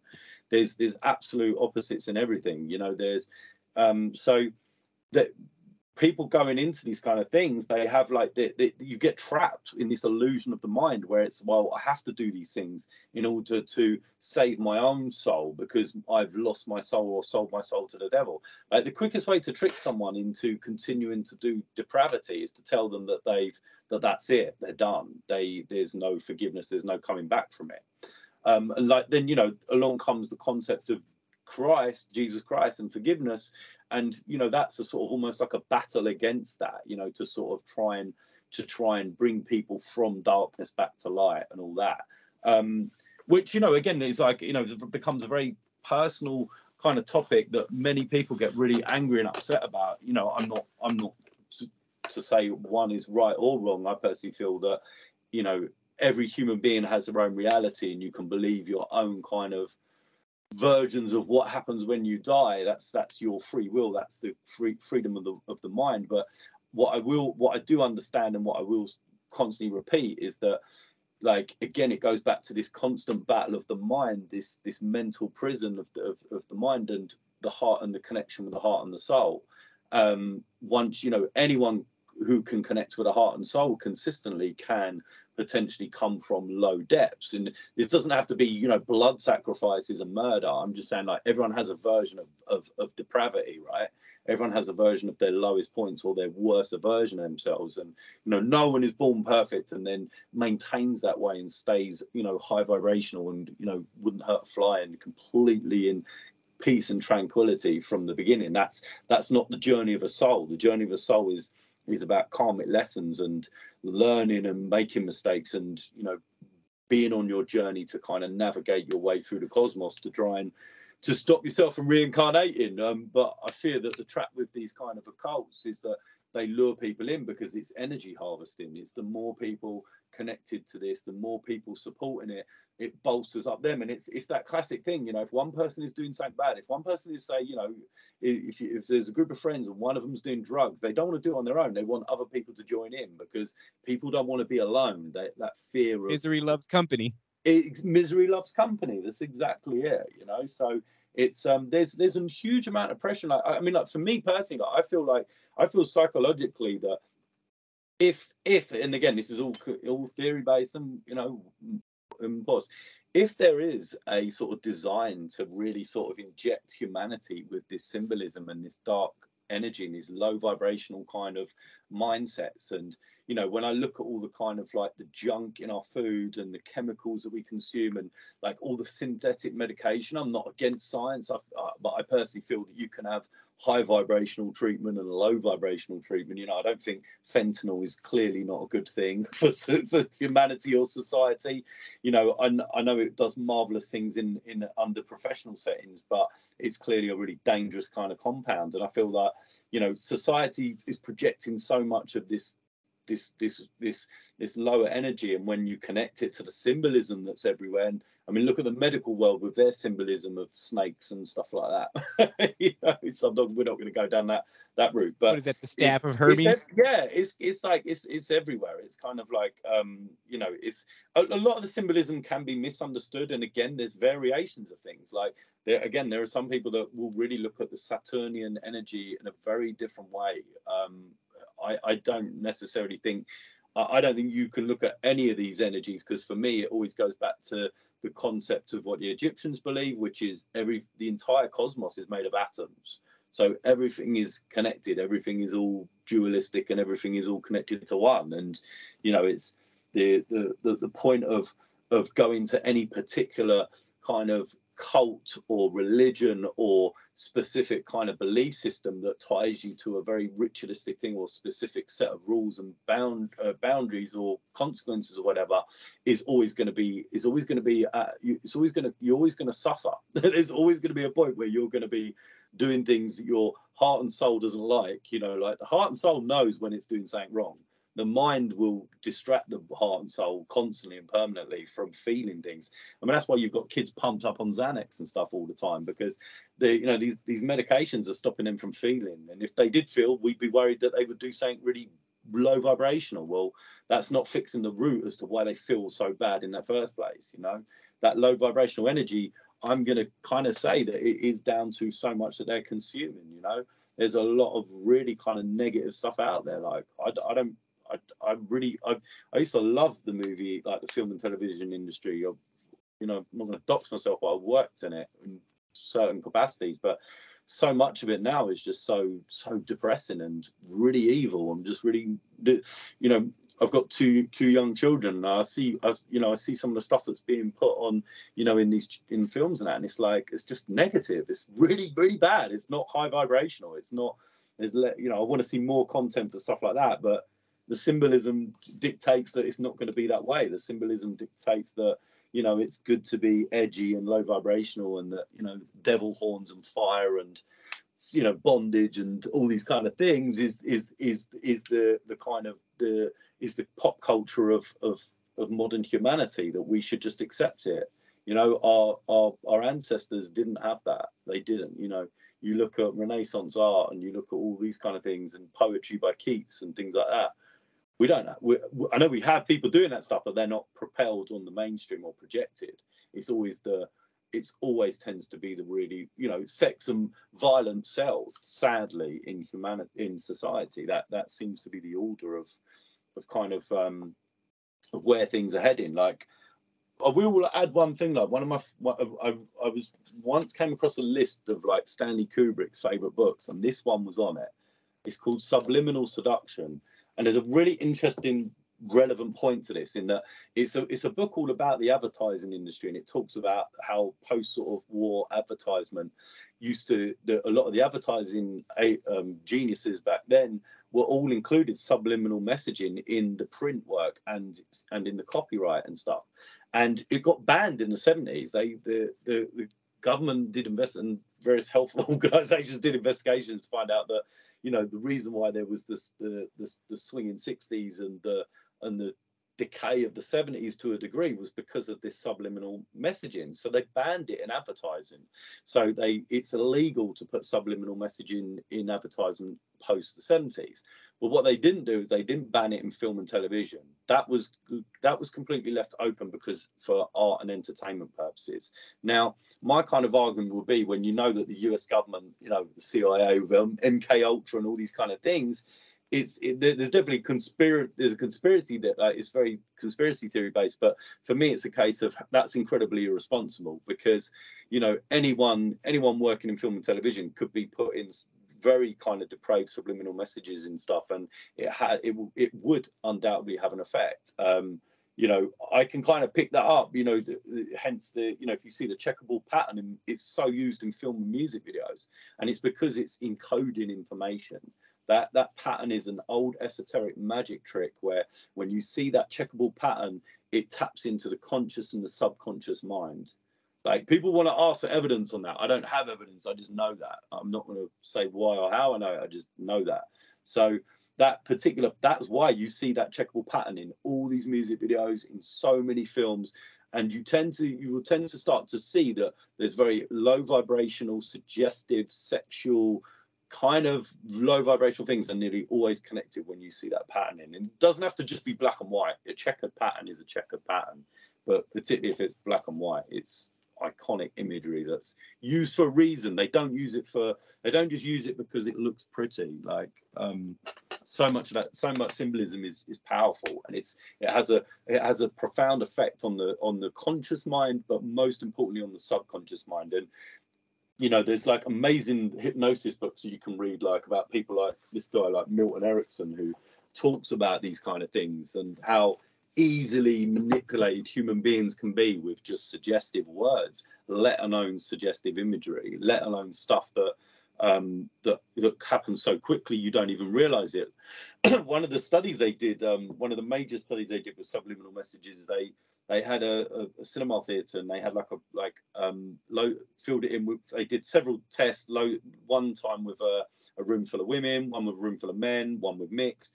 And what they did was at different times, they projected a thousandth of a second, like different sexual words and sexual kind of phrases.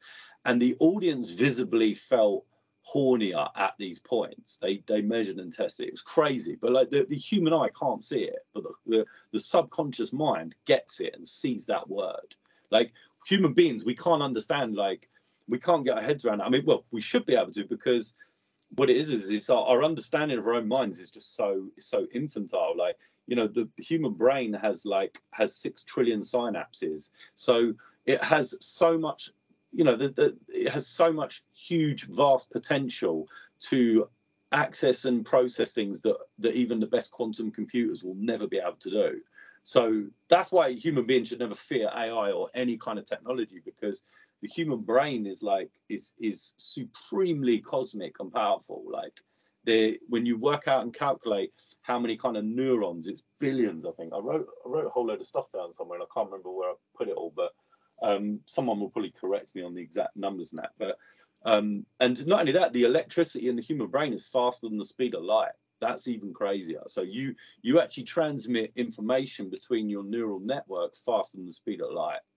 Like that doesn't even kind of, when people start to understand that, you can begin to understand that your reality that you're consuming what you're seeing isn't really truthfully what's around you and what's really there. We talked about that at the beginning, didn't we? So yeah, it's interesting because you mentioned the seeing images being flashed and a tenth of a second or whatever it is, and your subconscious mind has already absorbed it. Thousandth of a second. A thousandth of a second. And it reminds me of when I was younger. Probably one of the initial things that set me on this path when I was a kid was not noticing. I came across it online and I had to verify it myself. The Disney is just one of the worst propaganda machines. All right, Disney is one of the most effective brainwashing. Yeah, and so the first one that I saw from Disney that made me go was the giant golden penis on the cover of The Little Mermaid. I had to go to my buddy's house and verify it. We found the old VHF. Yeah, when you see it, you cannot unsee it. It's 100% there, veins and all. And then the next one was the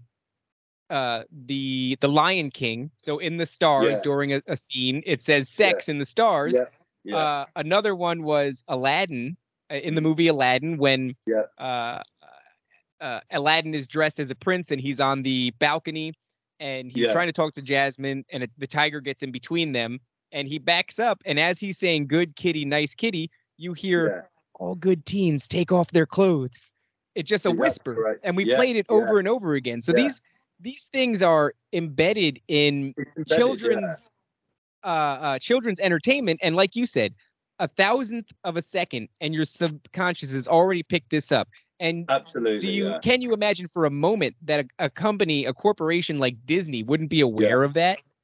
No, you really can't. I mean, like the actual cover, the actual image on this cover was a real case, and you can't you could look at this image and you'll never see it. But if you, when I can't find the picture where they actually outline it, but they're written very subtly, inscribed on the cubes, and they've obviously done it in like, you know, they've physically altered the image, but is the word sex. So it was the letters SEX on the ice cube, and they found that subconsciously people can't see it, but when they see it, there's something about it that has like a kind of it taps deeply into sort of some very real physical feelings that they experience. So Right. And like now that's imagine, yeah, like it's dangerous. Like it's like, I mean, yes, it's one aspect is kind of beautiful. It could be used for good. It could be a it beautiful, rarely wonderful is. thing, but it rarely is, sadly, because human beings by their not general, I don't think it's by their general nature, actually. I think human nature is kind of loving. Children are born very much like that. Children learn to hate, and you know, they're in all the kind of the mad chaos that they become as an adult is learned and taught from their surroundings and their tough environment. So, you know, being a human being is hard in this reality, and it's even harder in modern society. You know, when you think of these devices and social media, and like the online Ugh. world is a whole dimension. It's a dimension and a reality that isn't real, but we have physical, emotional feelings and sensations that we connect to. And Real effect. for me, like that's a dangerous kind of world to sort of consume yourself with, because even though like those feelings are, if they're not truly steep, if they're not truly connected to reality, then you are giving your energy to something that is not wholly real, and it is an illusion. Now, whether Right. that's used for dark or nefarious reasons is kind of by the by. The reality is you're giving away your energy, and most importantly your time. So like time and energy are two things that are like so precious that like anyone on the deathbed, no one kind of says, oh, I wish I'd worked more, I had more money, or I did this. Is they wanted more time, is what they wanted, and energy, you know, their body to be, you know, as energetic as possible. So time and energy are the most valuable commodities, and yet human beings give them away. Like we give them away before we give away anything else, which is crazy, really. You know, people would rather give that away than anything else. And you know, Traded for money. absolutely. That's why you know, like that's why, you know, that old saying of money can't buy happiness and money can't buy love is so deeply true, because you know it can buy small elements of those emotions, but again they're not steeped in true reality, because there's a barrier between the emotion and the connection, which is money. And in the case of social media, the barrier between your, you know, if you say for example, if you're having a digital relationship with someone, yeah, whether it's sexual or whatever, there's a barrier between that physicality, and that is the phone. So your energy is you know, the physical energy is going to something, but it's not coming to you. You're not physically receiving the right amount. Yeah, it's always going to be a diluted, distorted version. In the same way that like the light coming off the moon is not, it's not a direct reflection of the sun. Yeah, it's an illusionary light. It's not a real, it's not true sunlight. It's fake. That's why loads of people lose their mind with that conspiracy theory.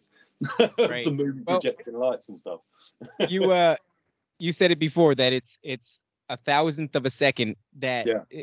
the subliminal message is enough to make you horny in real life. Imagine Yeah. what exposure over a lifetime is You going to can't. do to Yeah. you. We don't even understand what it's done to No, we us. But don't. Well, like, we're running out of time, and I do want to ask you one final question before we go. yeah. And I Can I add certainly one think more we have thing to to bring that? this Sorry, back. can I just add I'm one more sorry. thing? Sorry, can I just add one more thing to that point? Of Is that course, of course. just on the kind of the pop culture, and that is that, you know, when we think of things like Lord of the Rings, you know, the rings of Saturn, the Eye of Sauron, you know, Dune has huge Saturnic kind of influence. You have these like, and even Star Wars with the Death Star, like you've got these like huge symbolic kind of characters and things that people physically connect to on an emotional and intellectual level, that they attribute so much of their passion and enjoyment to.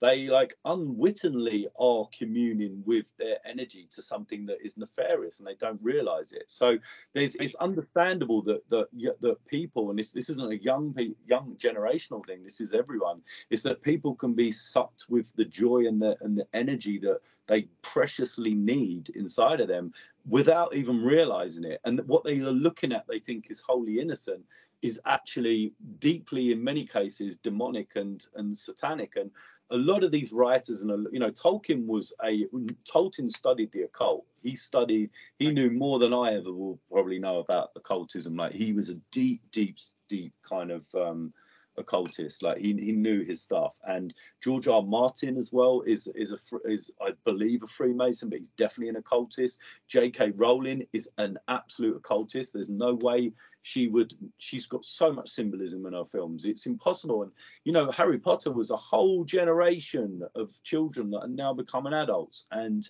you know, I could, I don't know, maybe I don't want to get too tangled up in all that, but I could, whenever I see those films, I can unpick every few seconds. I can unpick a new symbolic meaning, a lore from an old fable or mythology that's low vibrational and satanic. You know, even singers. You know, Adele, the singer, has a Saturn tattoo on her arm, and she wears Saturn earrings and a dress with Saturn on it. Yes, it's like it's. A lot of them, some of them don't necessarily know their record labels or whatever pressure them, but a lot of them do, you know. J.K. Rowling knows. Yeah, I think they do. I think a lot of them also probably are tricked into a lot of this stuff, because I genuinely Spielberg. Yeah, I mean, I think fundamentally, I think greed and fame can be ruinous to people, and you know, and especially if you only look at your world in such a physical reality, you don't understand the metaphysical reality until it's too late. Right. You know, I wanted to just like tap in those things, because I think it's one thing saying that, like, yeah, subliminal messaging is powerful, like that. Even in many cases, it's not even hidden, like it's actually actively out there, like Hellraiser with the cube right in your face. Like, it's right in your face, exactly. Yeah. Sorry. I think I would love to have you on for the next time to talk.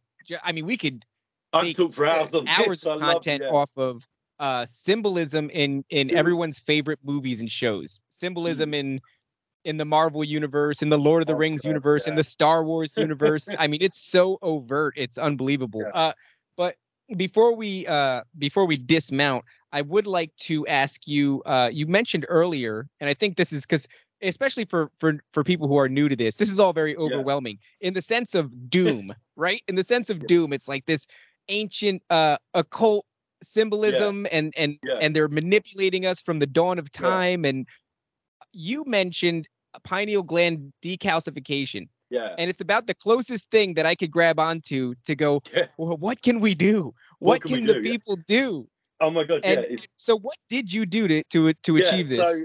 So basically, I when I got stuck down the rabbit hole of the Colder Black Cube, and like, I'm not gonna lie, like when especially after reading this book, right, I read this book and I just kind of went into this like really sort of pit of sort of depression, like where I was like, oh my God, we're living in hell type thing. But that's a complete false illusion. Yes. What I did was I did speak to someone who was quite a dear friend of mine, who was very clued up on this, and I said, like, what is the antithesis? What's the opposite of this? Because this is horrible. Like, there's got to be like there has to be a polar opposite. And like and he kindly pointed me in the direction of the Hermetica, which is hold on, let me grab. Everyone must see the Hermetica, just for this, particularly this version, which this version of the Hermetica is by Timothy Freck and Peter Gandy, and this book is all about the ancient Egyptian origin, the origin of the creation story in ancient Egypt. And when you read Hermetica? That, it's like, so an important thing about the Hermetica. So the Hermetica pretty much kickstarted the Renaissance period. Every single amazing artist from Michelangelo to Leonardo da Vinci, Shakespeare, like so many huge, amazing, important cultural figures throughout that period of time, all attributed their success to reading this Gnosticism, this Hermetic wisdom, and it's incredibly inspiring. And when you read it, it is like food for the soul. You read it and you just suddenly see the universe in the most beautiful cosmic way, because you realize that, you know, as much as there is like obviously horrible things in the world and darkness, that the actual there's a whole landscape to be discovered that we haven't even really understood. And for my kind of connection understanding is that the reason why this information is greatly shut off is because people their pineal glands are not functioning right. Your pineal gland is a very sensitive part of the brain.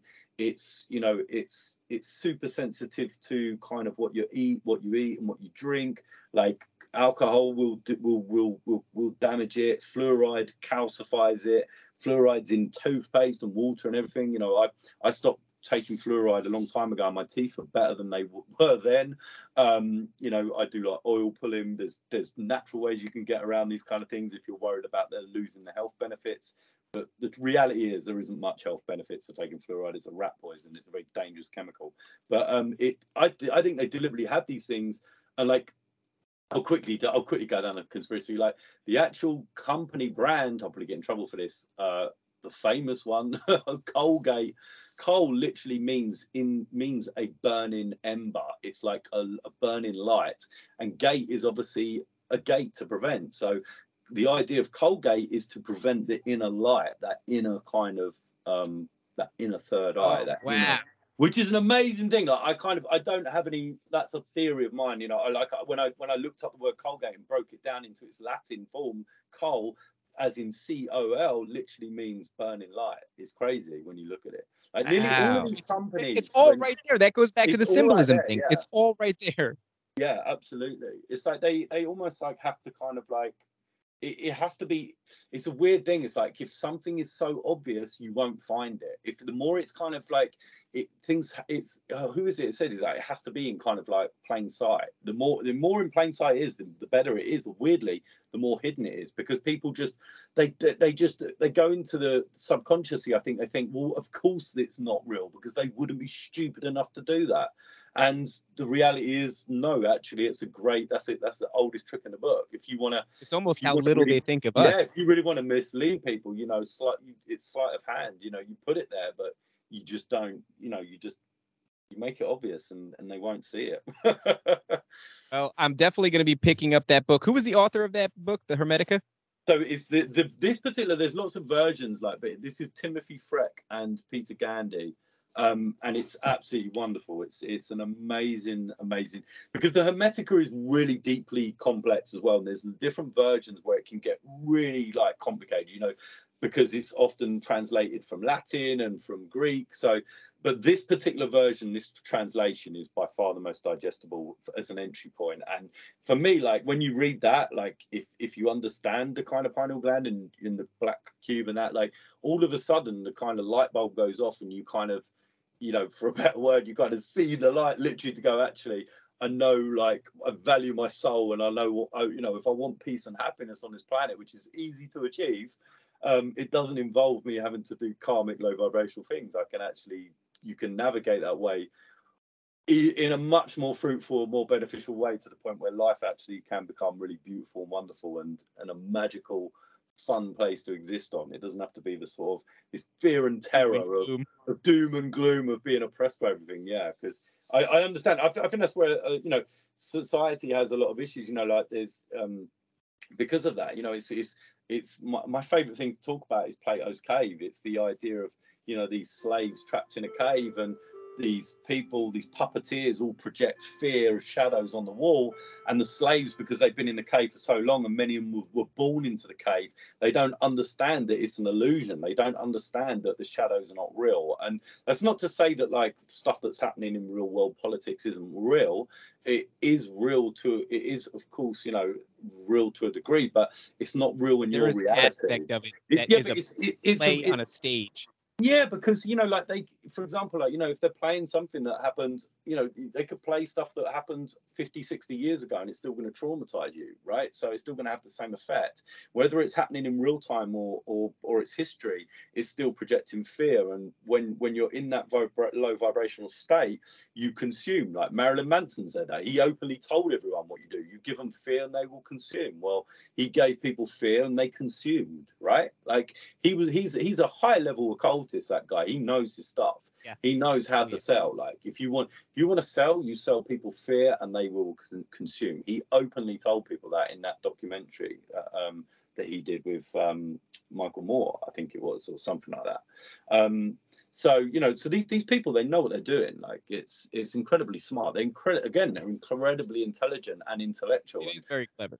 Yeah, and Saturn is a deity of intellect. But my one thing I would want to sort of add is that Hermetica teaches you that the mind is a prize to be won fundamentally, but the soul has an intellect that is higher than the mind, because the soul can connect with the cosmos. The mind can't. The mind can only interpret and process its reality. The soul actually has a divine connection, according to the scriptures, to God, and and to source energy or whatever, or the divine, or the creator, or whoever you want to term it. Again, there's multiple variations and versions of the light side of things, but in the same way Saturn has the same thing. But for me, like, there's no doubt about it. For me, it's like, the best fulfilling things in my life are always led by my heart, not by what I think I should be doing. Like, nearly all the stupid things I've ever done have been because I've overthought something or analyzed it and completely gotten it wrong. Like, the mind is the kind of devil in that respect. And the ancient Egyptians, like I said, they used to, the high priests and priestesses used to make a conscious effort to let their soul rule their decisions, not their mind. Like, they operated from soul. Like, I don't think human beings can even understand what that's actually like to be a human being that lives solely from the soul. Like, imagine that. If you just said, imagine, whatever people are trying to get you to do, you literally just went, does my heart want to do it? No, I won't do it. But you only did what the heart did. I mean, that would be a kind of crazy existence. Well, TH, with the right information and with a little bit of pineal gland decalcification, maybe we can get back to some place that is reminiscent of that sort of a lifestyle. I think that we did. I think that we did a good job of doing a sort of crash course. The audience, even if you're not convinced of the existence, or if you're not convinced that the definitions are accurate, certainly at the bare minimum, you will have been compelled to entertain the existence of this. The world is much stranger than we give it credit for, and it appears that our ancestors had a much better handle on that than we do today. But I'd love to have you back in the future, especially like we talked about, picking apart the symbolism of, I mean, man, we could do a whole series on just various movies and things like that. It never ends. And it's one of the more compelling things. If you can't believe anything, you can at least believe your eyes when it comes to the symbolism that is just dashed upon all of your pop culture, from your movies to your music videos. Your favorite musicians, your favorite books and shows are riddled with it. And so maybe next time we'll unpack that. TH, is there anything else you'd like to say before we wrap it up? No, only that it's been an absolute pleasure. And I love this subject so much. I mean, I love all esoteric kind of subjects, but the cult of the Black Cube and Saturn is a particular favorite of mine. And I would just say, like, we haven't even really scratched on the surface. It's such a vast, complex subject, that I would be more than happy to explore. If people have questions and stuff, they can slide into my DMs, tap me up, at me, whatever. I'll be more than happy to try and answer if I can help. But thank you. It's been I've really enjoyed this. It's been really good. TH, the door is always open. Consider this an invitation back for an episode 2. Like I tell my audience that this show is in its infantile stages, but everything is about me learning alongside the audience and ultimately giving it all away for free. I don't put anything behind a paywall, and I'll certainly not be learning anything and hoarding the information for myself. So as much as the audience learned today is also as much as I learned, and there's still a lot more. Like you said, we haven't even scratched the surface. So in the future, you're welcome back. We'll do a part 2, part 3, however many it takes until the people are satisfied with the information. And I'm still studying. I still often discover new books that has new information about these subjects and stuff. So I'm always happy to come back and share with more of what I learned. My favorite kind of old proverb, which is a bit cheesy, but I pretty much try and live my life by, it's an African proverb that is each one teach one. And I love that. I just love that concept of just by us all sharing stuff with no kind of, no paywall, it's not in exchange for anything. It's just doing out the pure love of sharing information. I think that can definitely help to make the world a better place, because, there's no doubt about it. There's a lot of troubles out there, and a lot of people that kind of need healing and need help and guidance, and wherever we can, I think we can find a lot more in our ancient hidden history. I think there's a lot to be salvaged from that before we end up in this kind of dystopian AI nightmare world that isn't going to happen. We're entering into a beautiful age. I firmly believe that and know that from the scriptures. Yeah. Well, in the wise words of the African proverbs, each one teach one. I think that note, it's a good place to end it. TH, one last time, where can everybody find you?